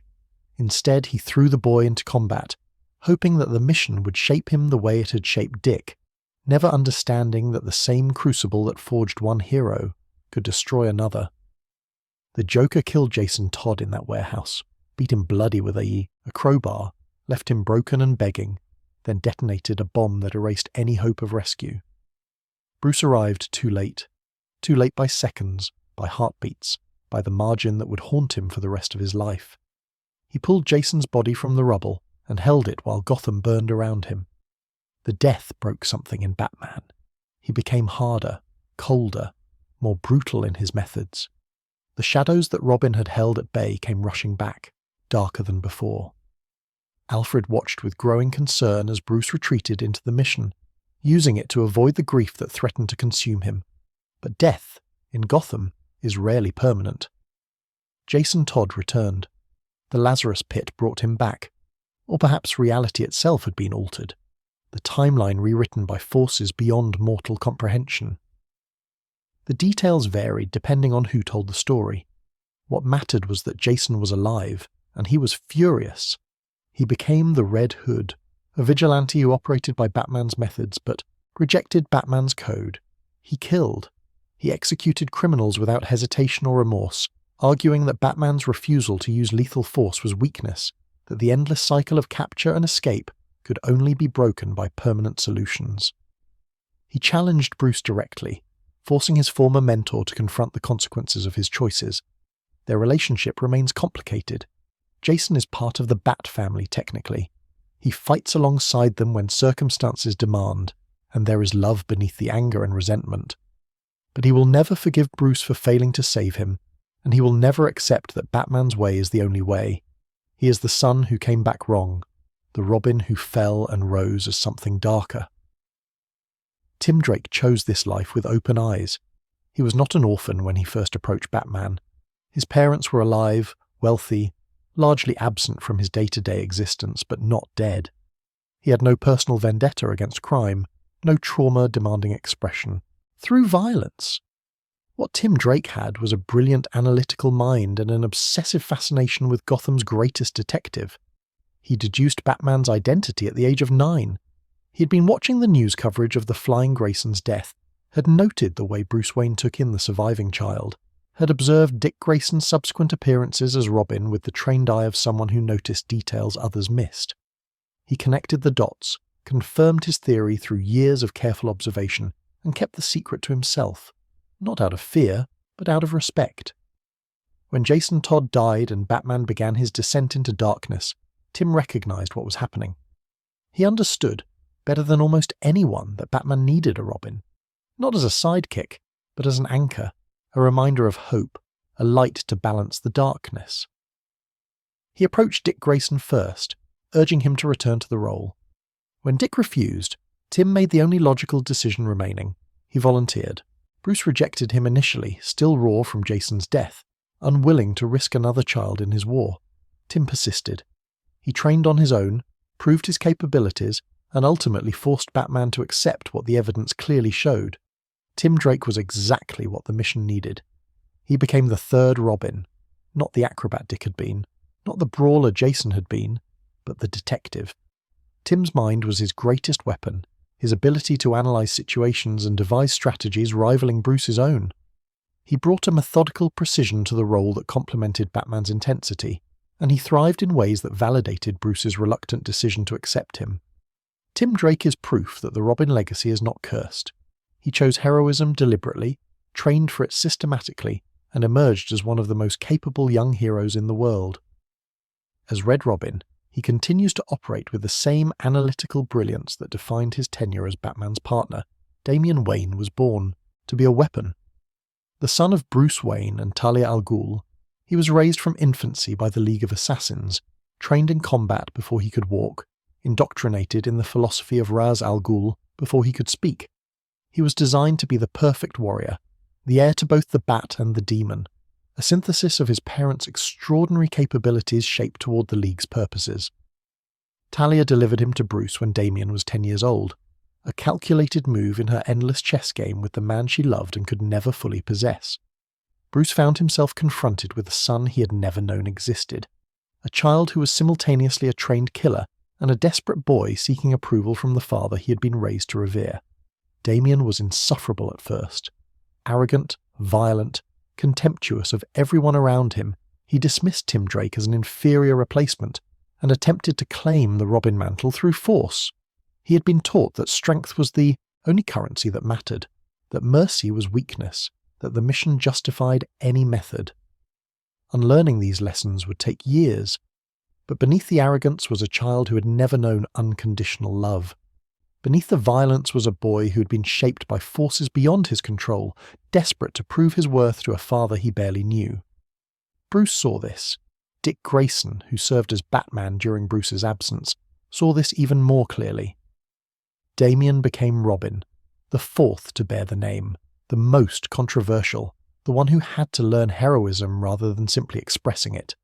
His journey from assassin to hero is ongoing, marked by setbacks and breakthroughs, by moments of shocking cruelty and unexpected compassion.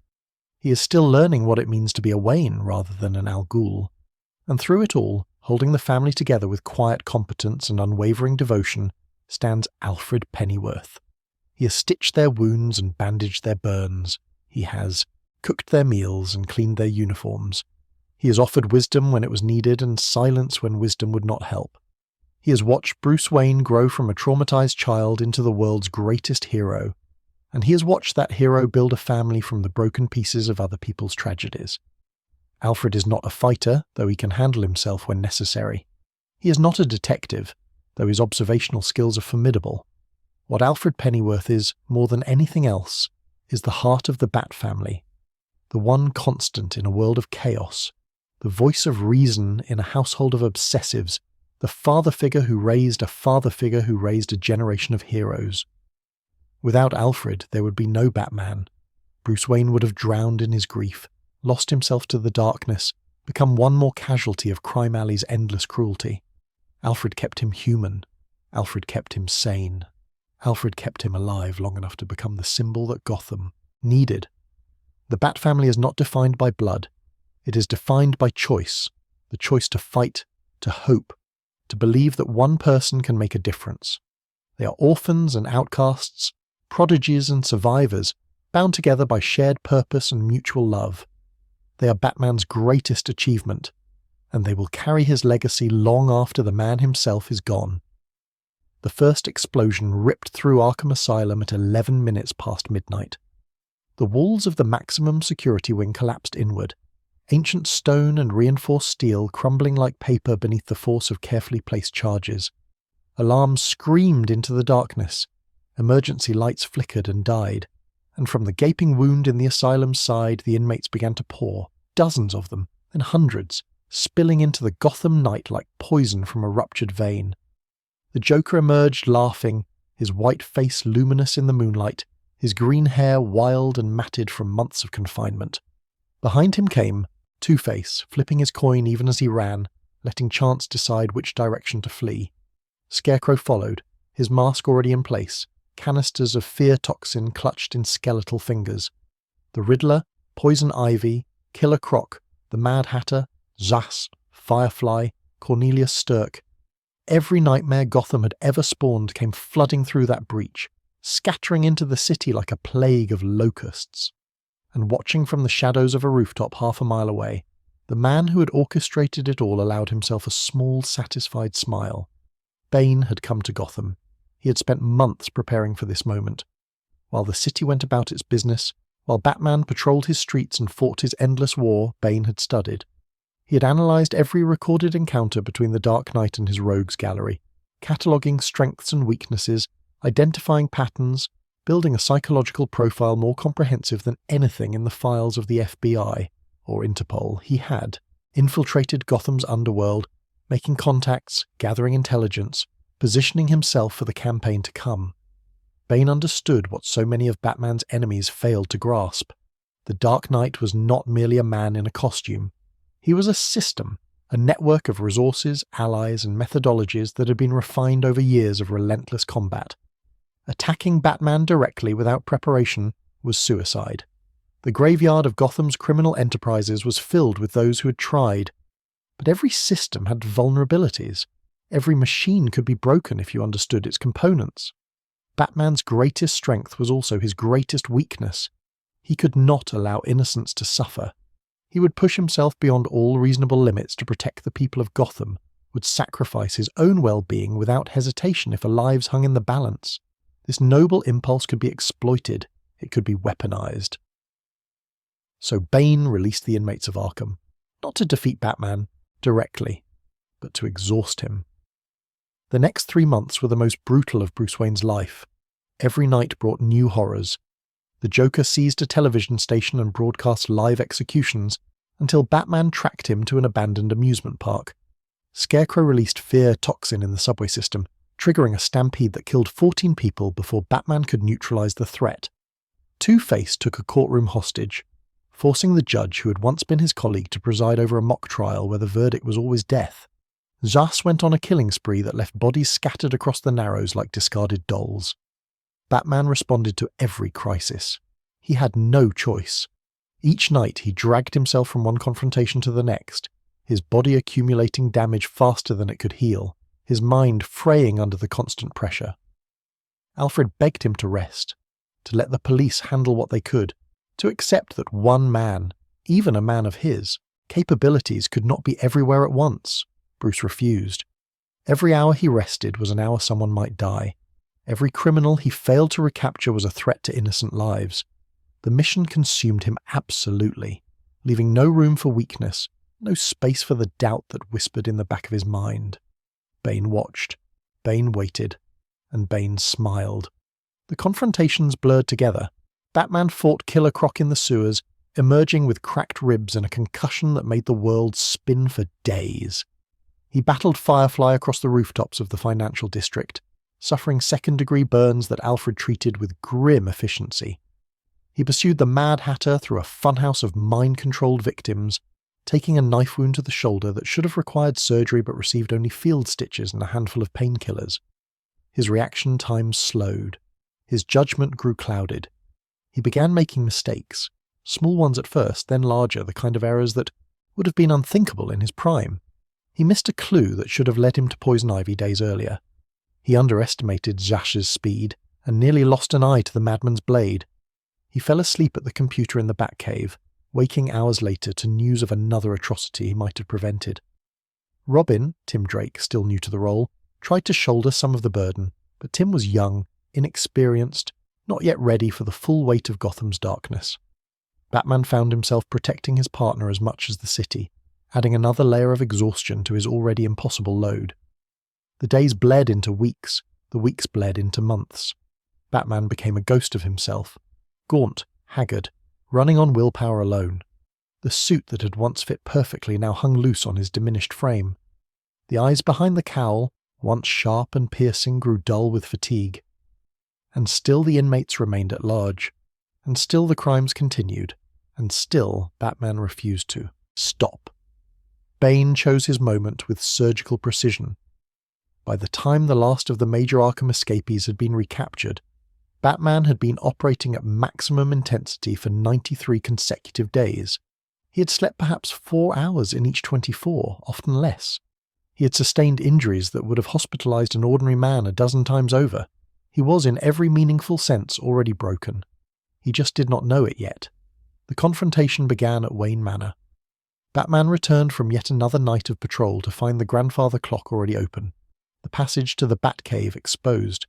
His exhausted mind processed this fact slowly, struggling to understand its implications. Alfred would never leave the entrance unsecured. No one else knew the mechanism. He descended the stairs with his last reserves of caution, batarangs in hand, senses straining for any sign of the intruder. The Batcave was dark, the main lights disabled, only the emergency illumination casting dim. Red shadows across the vast space. The computer screens were dead. The vehicles sat silent in their bays. And in the centre of the cave, waiting with the patience of a predator who knows his prey cannot escape, stood Bane. He was enormous.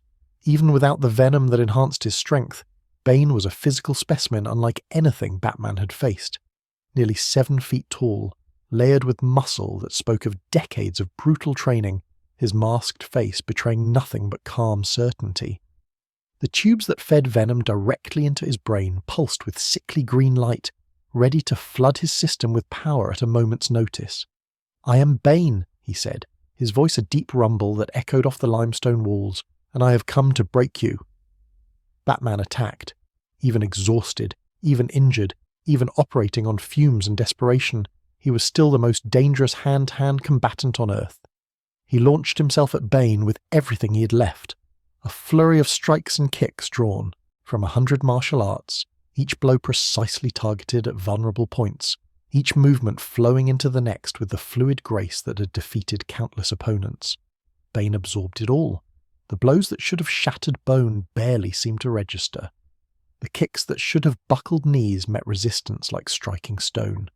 Bane moved with surprising speed for his size, blocking and countering, studying Batman's patterns with the analytical precision of someone who had memorized every fight the Dark Knight had ever recorded. "You fight well," Bane acknowledged, catching Batman's fist in a grip like a hydraulic press. "But you are empty, exhausted, broken in spirit before I break you in body." He struck. A single blow to Batman's midsection that lifted him off his feet and sent him crashing into a display case. Glass shattered. Trophies from years of crime fighting scattered across the floor. Batman tried to rise, but his legs would not obey. The world was spinning, tilting, refusing to stay still. Bane approached slowly, savouring the moment. He had waited his entire life for this. The chance to prove himself against the only opponent worthy of his abilities. He had crossed oceans and endured years of planning for this single confrontation. And now, finally, the moment had arrived. "I wondered," Bane said, reaching down to haul Batman upright, "if you would be a disappointment. So many legends crumble when tested. So many reputations prove hollow." He drove his knee into Batman's stomach, doubling him over, then an elbow to the back of the head, sending him sprawling. "But you are everything they said. Everything I hoped. The perfect enemy. The ultimate challenge." Batman managed to rise to one knee. Blood streamed from a cut above his eye, half blinding him. His ribs screamed with every breath. Somewhere in the distance, he could hear Alfred's voice, calling his name, pleading for him to retreat, to escape, to live, to fight another day. He did not retreat. He had never retreated. The mission did not allow for retreat. He threw one last batarang, a desperate, poorly aimed attack that Bane swatted aside with contempt. Then he charged, putting everything he had into a final assault, knowing even as he moved that it would not be enough. Bane caught him, lifted him overhead with terrifying ease, muscles bulging as the venom surged through his system.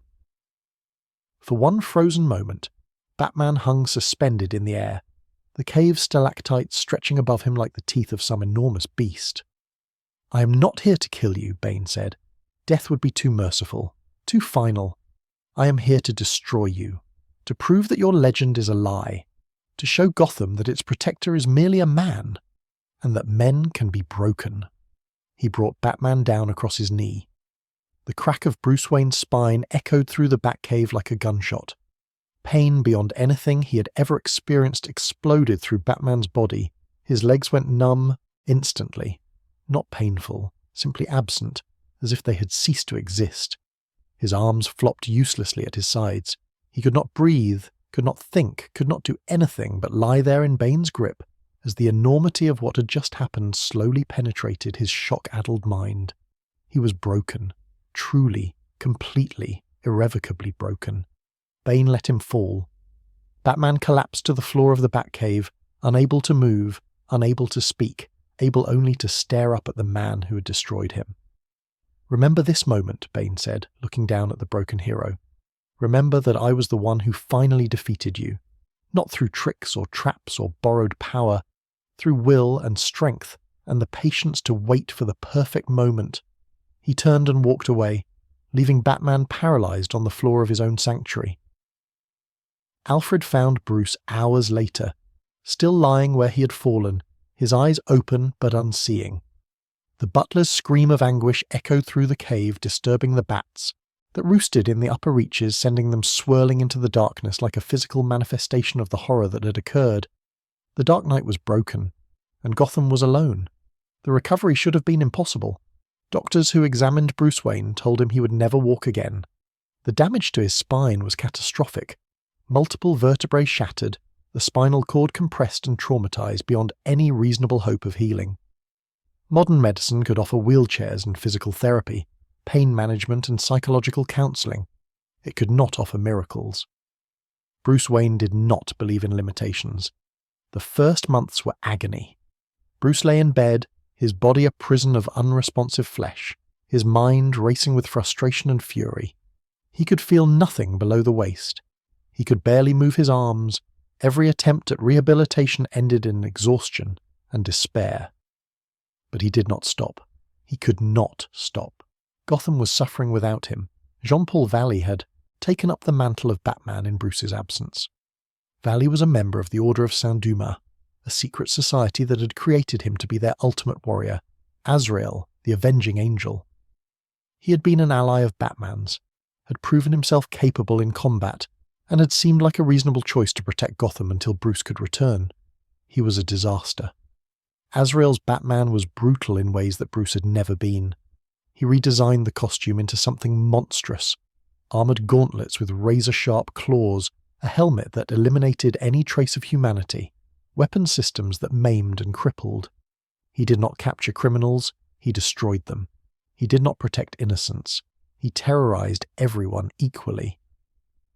The symbol that Bruce had built over years of careful cultivation became something dark and terrible, a source of fear rather than hope. Bruce watched from his sickbed as his legacy was corrupted. He watched the news reports of Azrael's excesses, watched the fear in people's eyes when they spoke of Batman, watched everything he had built crumble into something unrecognizable. It gave him the motivation he needed. He sought out Lady Shiva, one of the deadliest martial artists alive, a woman who had spent decades perfecting the art of combat.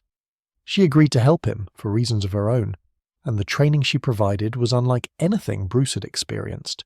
She did not teach him to fight from a wheelchair. She taught him to transcend the wheelchair entirely. The process was mystical as much as physical. Shiva guided Bruce through meditative techniques that allowed him to reconnect with his broken body, to force damaged nerves to heal through sheer concentration, to rebuild what medicine insisted could not be rebuilt. It was agonizing. It took months. There were setbacks that nearly drove Bruce to despair. But slowly, impossibly, he began to walk again. First a step, then two, then a dozen. His muscles, atrophied from months of disuse, had to be rebuilt from scratch. His coordination, disrupted by the spinal damage, had to be relearned like a child learning to move for the first time. Every day brought new pain, new challenges, new opportunities to give up.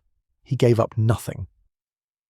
By the time Bruce Wayne returned to Gotham, he was not merely recovered, he was reborn. The experience of being broken had taught him things about himself that years of training had never revealed. He understood his limits now, truly understood them. And that understanding made him stronger rather than weaker.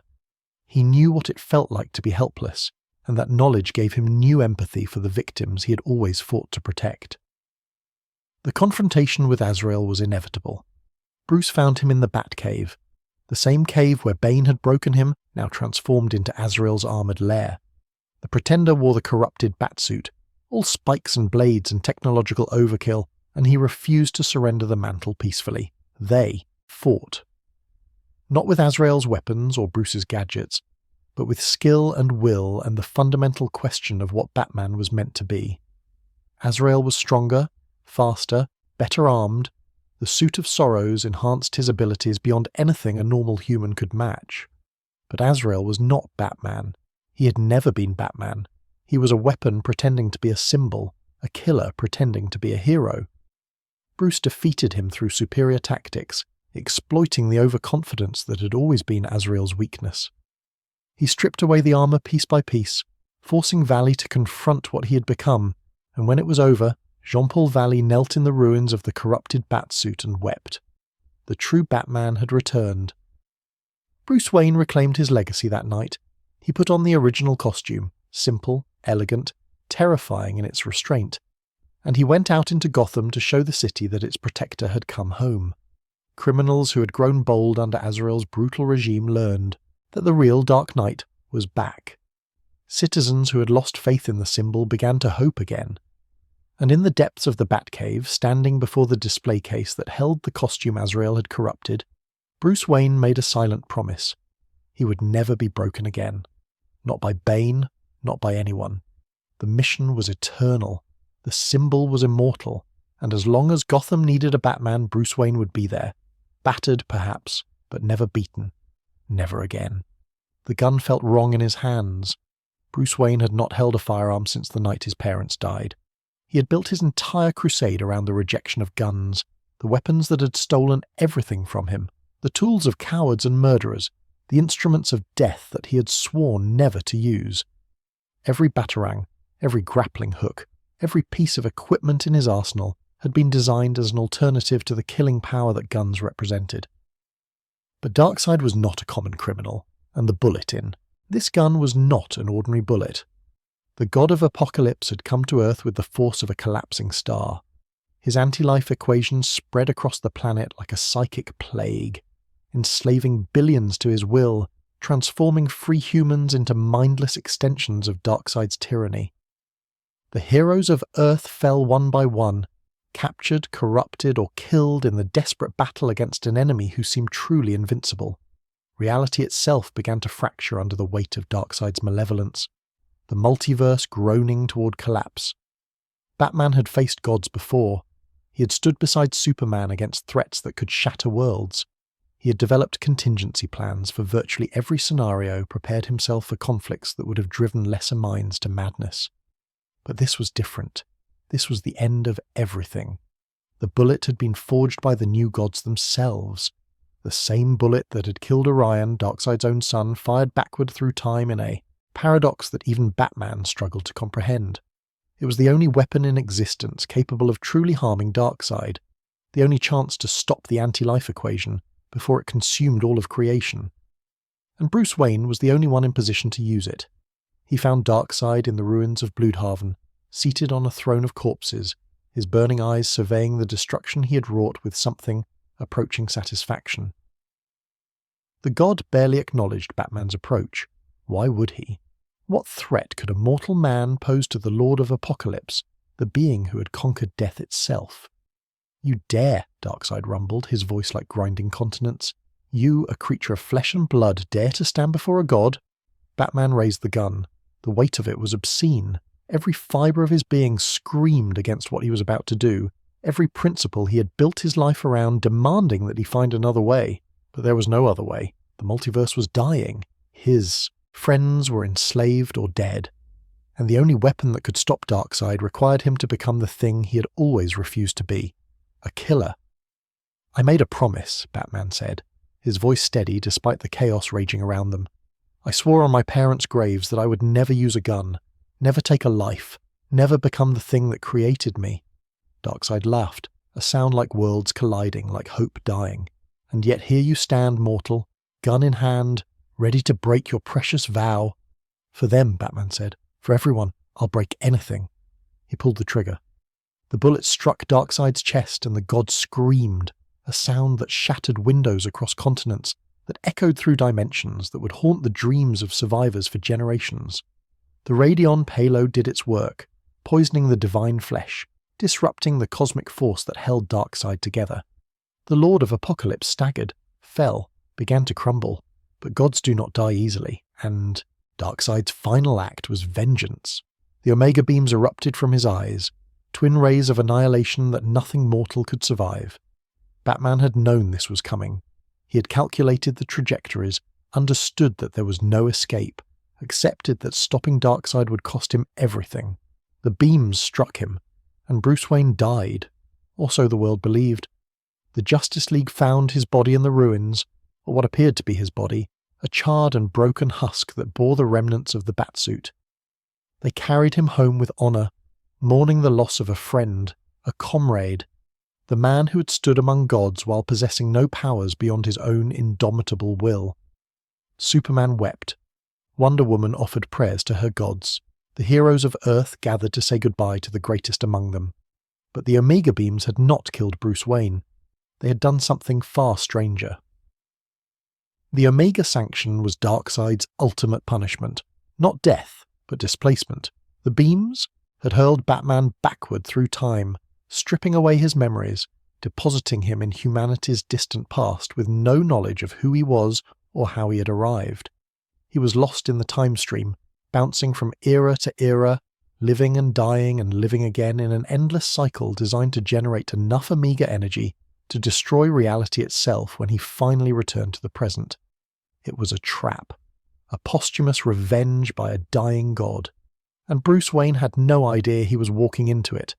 His first life was in the prehistoric age, a time of mammoths and glaciers, of cave-dwelling humans who had not yet discovered metal or writing. Bruce awoke in this savage world with nothing but instinct, his conscious mind buried beneath layers of temporal displacement. He became a hunter, a leader, a figure of legend among the primitive tribes who encountered him. They called him the Man of Bats, for the cave where he made his home was filled with the creatures, and he wore their skins as armour against the cold. He died in that era, killed by a rival tribe, his blood soaking into the frozen earth. And then he woke again, in a different time, with no memory of what had come before. The pattern repeated across millennia. In the time of witch trials, Bruce emerged as a Puritan investigator, using skills he did not consciously remember to solve crimes and protect the innocent from superstitious mobs. He died burned at the stake, accused of the very witchcraft he had fought against. In the age of pirates, he became a masked avenger on the high seas, pursuing slavers and criminals across the Caribbean until a betrayer's blade found his heart. In the Wild West, he wore the black hat of a bounty hunter, dispensing justice in lawless territories until a bullet in the back ended his latest iteration. Each death fed the Omega Sanction. Each life brought him closer to the present, and closer to the catastrophe that Darkseid had engineered. But Bruce Wayne was not merely a vessel for cosmic destruction. He was the world's greatest detective, and even with his memories suppressed, even bouncing helplessly through time, some part of him was working on the puzzle. He left clues for himself, symbols and messages hidden in places where they might survive the centuries, breadcrumbs that his future self might follow. He fought against the trap even when he did not consciously know the trap existed. In the present, the heroes who had mourned him began to suspect the truth. Tim Drake was the first to voice the possibility. The third Robin, the detective who had deduced Batman's identity as a child, refused to accept that Bruce Wayne was truly dead. The evidence did not add up. The body was too convenient, too theatrical, too much like something Darkseid would engineer as a final insult. Tim became obsessed with proving his mentor alive, sacrificing relationships and reputation in pursuit of a truth that everyone else insisted was impossible. Superman listened. The Man of Steel had seen too many impossible things to dismiss Tim's theory out of hand. He used his enhanced senses to examine the supposed corpse, and what he found confirmed the young detective's suspicions. The body was not Bruce Wayne. It was a clone, a duplicate, a decoy left behind by the Omega Sanction to convince the world that Batman was gone forever. The hunt for Bruce Wayne became a mission of cosmic proportions. While the Justice League searched the time stream for their lost friend, Gotham struggled to survive without its protector. Dick Grayson, the first Robin, now the hero called Nightwing, made the decision that Bruce would have wanted. He put on the cowl. He became Batman. It was not easy. Dick had always defined himself in opposition to Bruce's methods. Lighter, more acrobatic, more willing to work with others and trust in hope rather than fear. Wearing the Batsuit felt like wearing someone else's skin, becoming a person he had never wanted to be. But Gotham needed a Batman, and Dick Grayson would not let his father's city fall.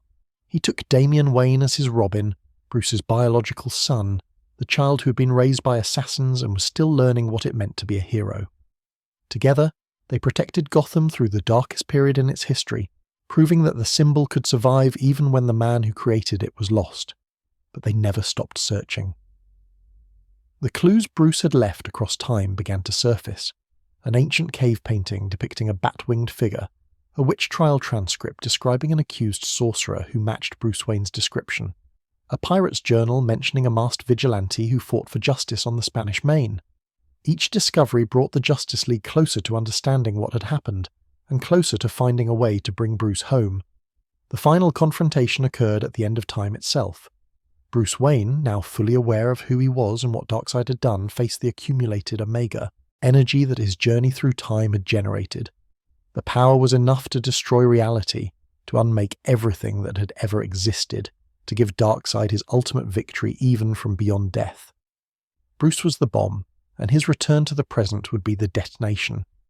But Bruce Wayne had spent his entire life doing the impossible.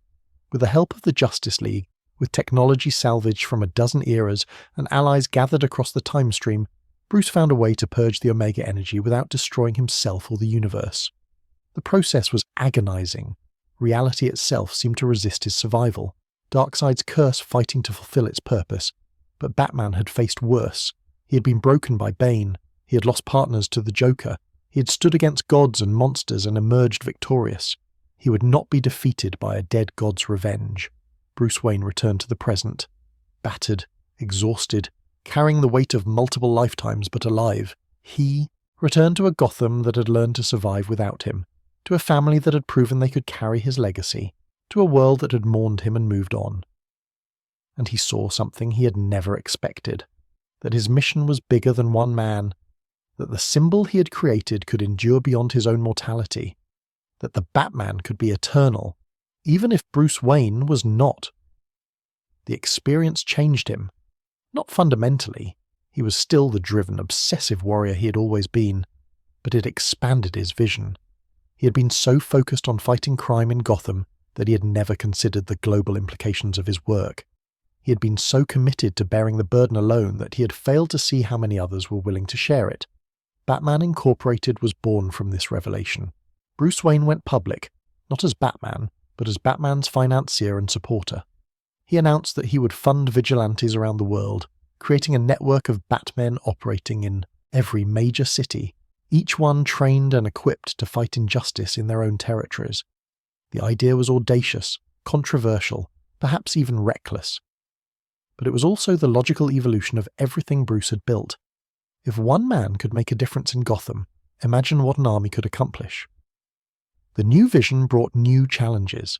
Funding and coordinating a global network of vigilantes required resources and infrastructure that dwarfed anything Bruce had attempted before. Some of the recruits proved unworthy of the symbol. Some governments objected to masked vigilantes operating within their borders. The criminal underworld adapted, forming alliances of their own to counter the threat that Batman Incorporated represented. But the symbol endured, the mission continued, and Bruce Wayne, having died and returned, having travelled through time and faced the end of all things, kept fighting. Because that was what Batman did. That was all Batman had ever done. The costume might change, the methods might evolve, the man beneath the cowl might age and suffer and eventually fall. But the idea, the simple, powerful idea that one person could stand against the darkness and make a difference, that idea was immortal. Darkseid had tried to destroy Bruce Wayne. Instead, he had forced him to see what Batman could truly become. The Dark Knight had returned, and he would never stop. The question haunts every psychiatrist who has ever evaluated him, every ally who has fought beside him, every enemy who has tried to understand him. Is Bruce Wayne sane? It seems absurd on its face. Here is a man who dresses as a giant bat to fight crime, a man who has devoted his entire fortune, his entire life, his every waking moment to a war he can never win. A man who lives in a cave surrounded by trophies of violence, who has trained himself to the absolute limits of human capability, who has sacrificed love and happiness and normalcy on the altar of a childhood vow. By any conventional standard, Bruce Wayne is deeply, profoundly disturbed. And yet, he is not delusional. He understands the difference between reality and fantasy, between the symbol he has created and the man who wears it. He does not believe he is actually a bat, does not claim supernatural powers, does not lose himself in the persona the way so many of his enemies have lost themselves in theirs. He maintains complex relationships, runs a multinational corporation, navigates the highest levels of society and the darkest corners of the underworld with equal facility. His mind is sharp, his judgment sound, his ability to function in the world unimpaired. The psychiatrists at Arkham Asylum have debated this paradox for decades.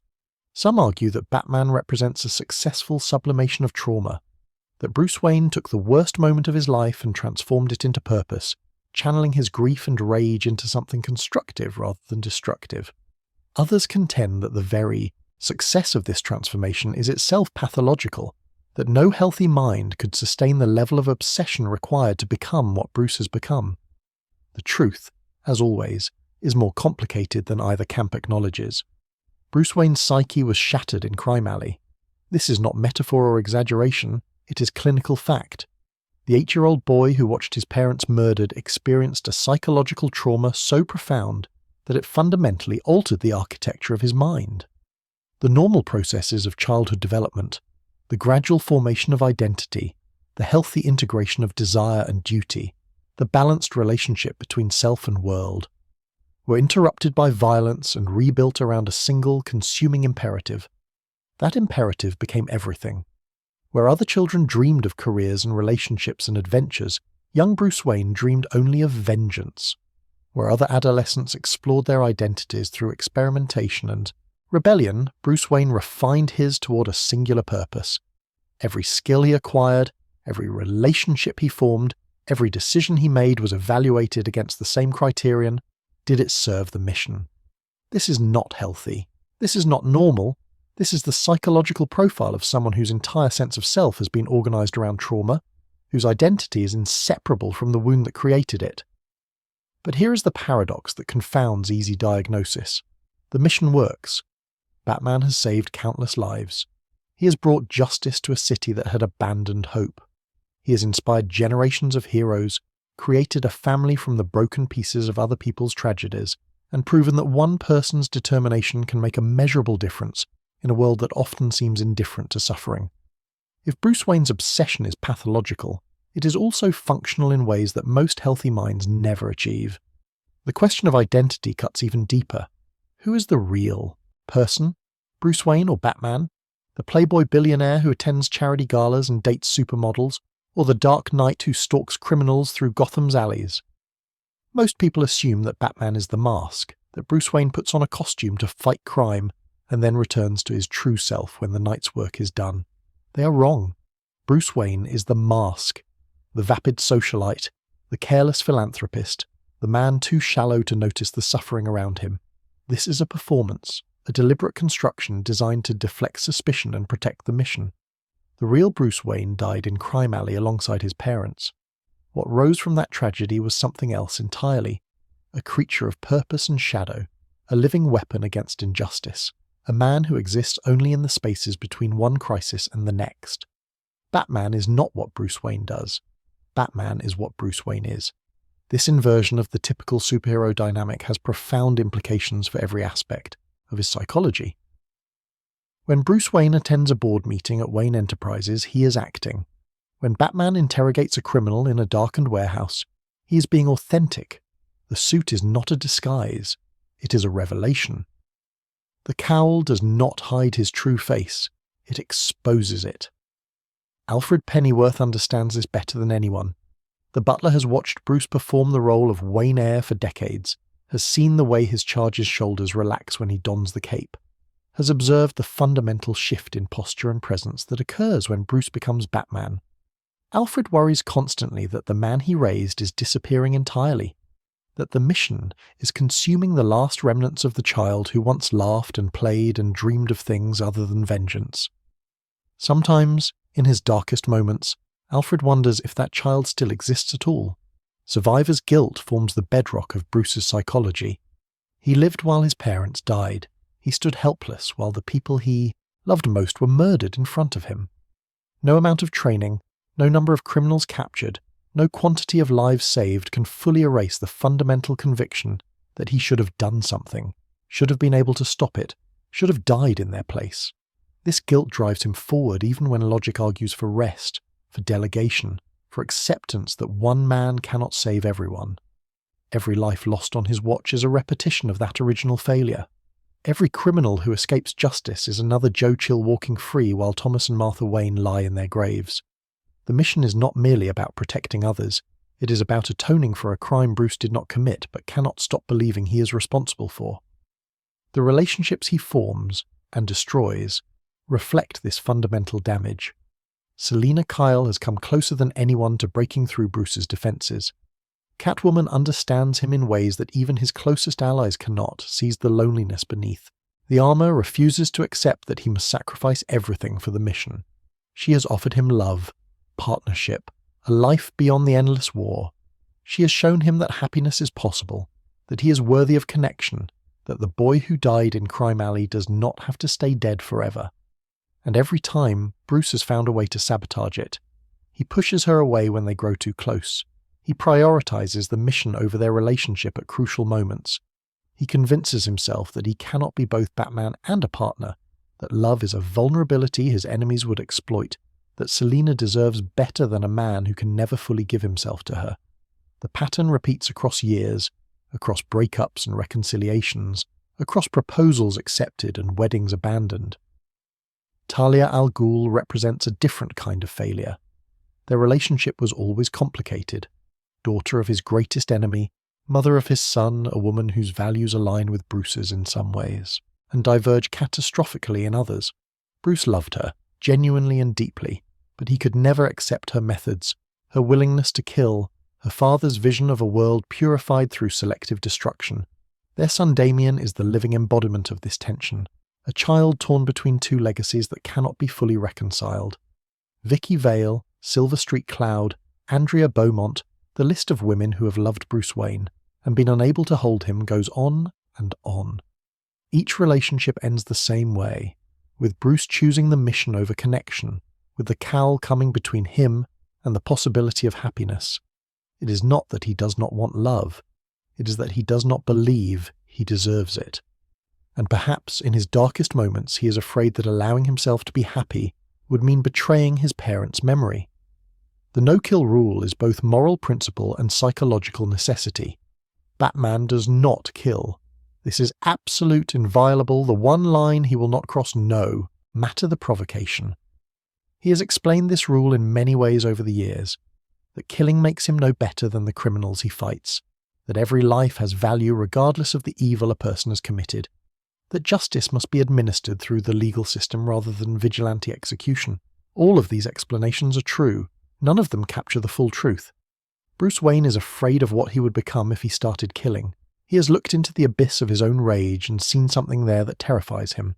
A capacity for violence without limit, a darkness that would consume everything if he ever let it off its leash. The no-kill rule is not merely an ethical position. It is a dam holding back a flood. If he kills the Joker, he will find reasons to kill others. If he kills others, he will stop seeing criminals as human beings worthy of redemption. If he stops seeing them as human, he will become the very thing he has dedicated his life to fighting. The Joker understands this, which is why he pushes so hard to make Batman cross the line.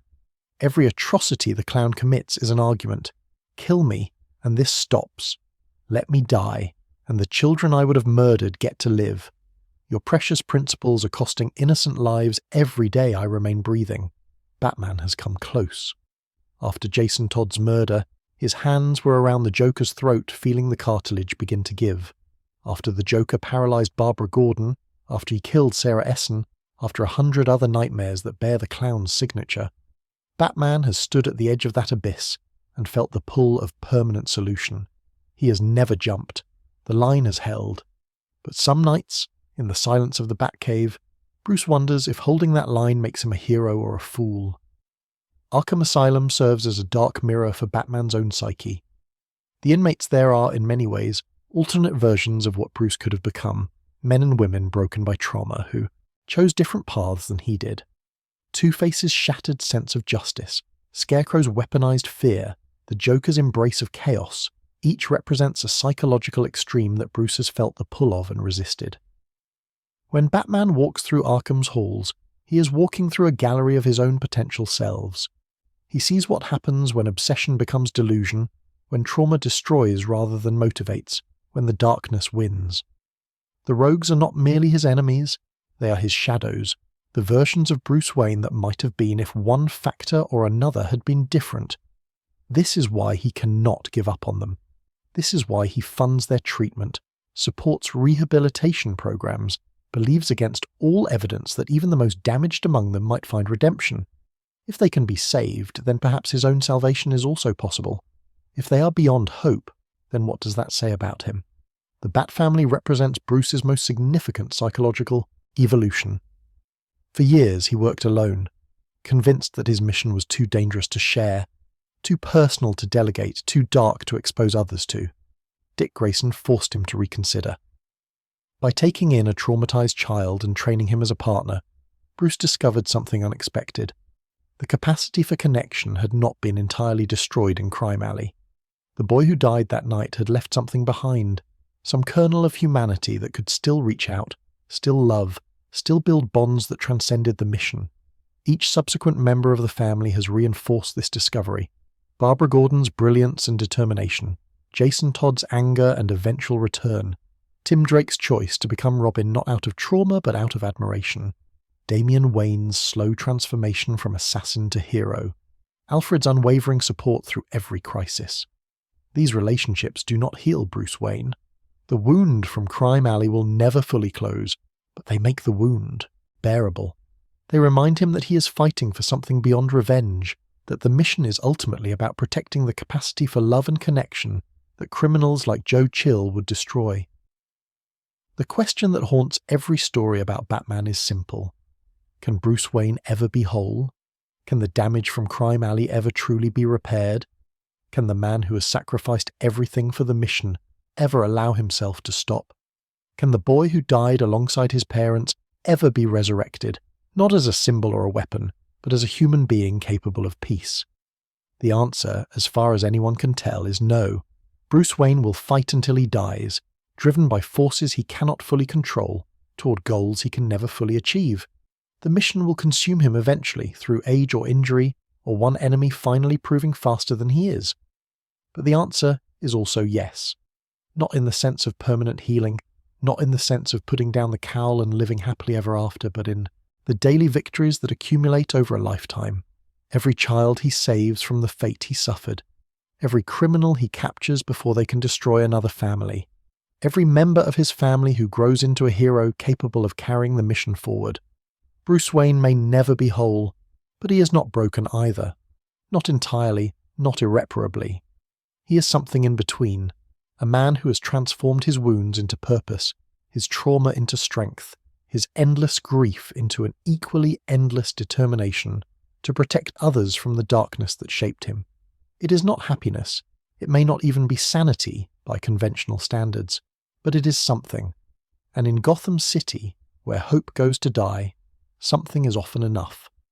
The signal cuts through the clouds like a blade of light, projecting that familiar silhouette against the grey canvas of Gotham's eternal overcast. The bat, wings spread, calling its guardian home. Commissioner James Gordon stands beside the searchlight on the roof of the GCPD headquarters, his coat collar turned up against the wind, his eyes scanning the darkness for the shadow he knows will come. He has stood here 1,000 times before. He will stand here 1,000 times again. The ritual never changes, because the need never ends. Gotham is a city that should not exist. By every rational measure, it should have collapsed decades ago, consumed by corruption, abandoned by its citizens, left to rot like so many other urban casualties of American decline.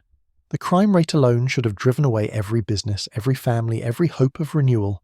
The parade of costume lunatics that has made Gotham their playground should have rendered the city uninhabitable.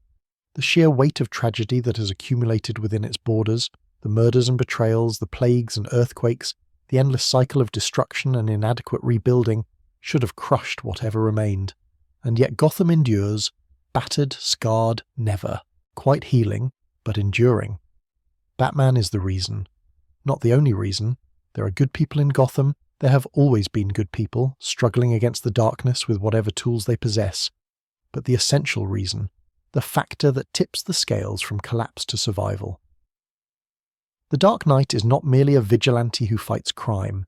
He is the symbol that makes resistance possible, the proof that one person's determination can matter, the light that guides others through the shadows, even when it takes the form of a bat. Commissioner Gordon understood this from the beginning. He arrived in Gotham as an idealistic detective, transferred from Chicago with a reputation for integrity that made him simultaneously valuable and dangerous. The department he joined was rotten to its core. Cops on the take, evidence routinely tampered with, entire precincts functioning as extensions of the Falcone crime family. Gordon could have accommodated himself to this reality, could have kept his head down and collected his paycheck like so many others. Instead, he fought. It nearly destroyed him. The corrupt officers targeted his family, threatened his career, made his life a daily exercise in paranoia and resistance. Gordon persisted anyway, building cases brick by brick, identifying the few trustworthy colleagues he could rely on, refusing to surrender his principles even when surrender seemed like the only rational choice. And then Batman appeared. Their partnership was not immediate or easy. Gordon was a cop, trained to work within the system, uncomfortable with the idea of a masked vigilante operating outside the law. Batman was a shadow, trusting no one, sharing nothing, treating the police as obstacles to be circumvented rather than allies to be cultivated. They circled each other warily for months, each recognizing something valuable in the other, but unable to bridge the gap between their methods. The bridge came through results. Batman delivered criminals that Gordon's compromised department could never have touched. Mobsters and murderers, corrupt politicians and corporate predators, the untouchable elite who had believed themselves beyond consequence. Gordon, in turn, provided legitimacy, ensuring that the evidence Batman gathered could be used in court, that the arrest would stick, that the system would function as it was supposed to even when its own members tried to subvert it. They became allies. More than that, they became friends, though neither would ever use that word aloud. Gordon is one of the few people who knows Batman's true identity, a trust that was earned over years of shared struggle and has never been betrayed. When Gordon's daughter was paralyzed, when his wife was murdered, when the weight of Gotham's darkness threatened to crush him entirely, Batman was there. Not with words of comfort, that was never his way, but with presence, with action, with the unspoken promise that Gordon was not alone. The bat signal is the physical manifestation of their partnership. It began as a practical tool, a way for Gordon to summon Batman when the situation demanded his particular skills, but it has become something far more significant. When that light shines against the clouds, it tells every criminal in Gotham that the Dark Knight is watching. It tells every victim that help exists, that someone is fighting for them, that the night is not as empty as it seems. It tells the city itself that hope has not yet died. Gotham's relationship with its protector is complicated, as all relationships with saviors must be. Some citizens worship Batman, viewing him as an almost supernatural guardian whose presence makes life in the city possible. They wear bat symbols on their clothing, name their children after him, create shrines in the neighborhoods he has saved. For them, the Dark Knight is not merely a man, but a force of nature, as essential to Gotham as the river that flows through it or the bedrock beneath its streets. Others fear him, and not only the criminals who have felt his fists. Batman operates outside the law, answering to no one, dispensing justice according to his own code. What happens when that code conflicts with democratic principles? What happens when the vigilante decides that the system itself is the problem? The same power that protects Gotham could, in the wrong hands or with the wrong judgment, become a threat to everything it claims to defend. This tension has never been fully resolved. Batman has made mistakes, decisions that seemed right in the moment but proved catastrophic in hindsight. He has been manipulated, deceived, used as a weapon against the very people he sought to protect. The trust that Gotham places in him is not blind. It is earned anew with every crisis, tested with every failure, always contingent on his continued commitment to the principles that define him. But the city keeps calling him back. The signal keeps lighting the sky. Because whatever the risks of having a Batman, the alternative, having no one at all, is infinitely worse. Beyond Gotham, Batman's influence extends to realms that would have seemed impossible to the grieving child who knelt in Crime Alley and swore vengeance. The Justice League counts him among its founding members, the mortal man who stands alongside gods, the human who has earned his place through nothing but will and preparation. Superman may be the League's heart, Wonder Woman its warrior spirit, but Batman is its mind. He develops the strategies that defeat cosmic threats. He identifies the weaknesses that others miss. He asks the uncomfortable questions that no one else is willing to voice. He also keeps files on every member of the League, detailed analyses of their powers, their vulnerabilities, their psychological pressure points, in case any of them ever turns against humanity. This was revealed during the Tower of Babel incident, when Ra's al Ghul stole those files and used them to systematically disable the League. The betrayal of trust nearly destroyed the team. Batman argued correctly that contingency planning was essential given the power levels involved. His teammates argued, also correctly, that treating allies as potential threats poisoned the foundation of their partnership. Both positions were right. Both positions were irreconcilable. Batman remained with the League, but the incident revealed something essential about his character. He trusts no one completely, not even Superman, not even his closest friends. The trauma of Crime Alley taught him that anyone can be taken away in an instant, and he has never unlearned that lesson. The Batcave contains the accumulated history of his crusade, every trophy, every memorial, every scar recorded and preserved. The giant penny from his battle with Two-Face, the mechanical dinosaur from an early confrontation with criminals who used a museum as their headquarters, the cases displaying the costumes of fallen allies, Jason Todd's Robin suit most prominently, a constant reminder of Batman's greatest failure. The computer banks that contain more information about criminal activity than any law enforcement agency on Earth. The vehicles that have carried him through decades of war. It is a museum and an armory, a cathedral and a command center. Alfred maintains it with the same quiet efficiency he brings to everything, preserving the legacy even as it continues to grow.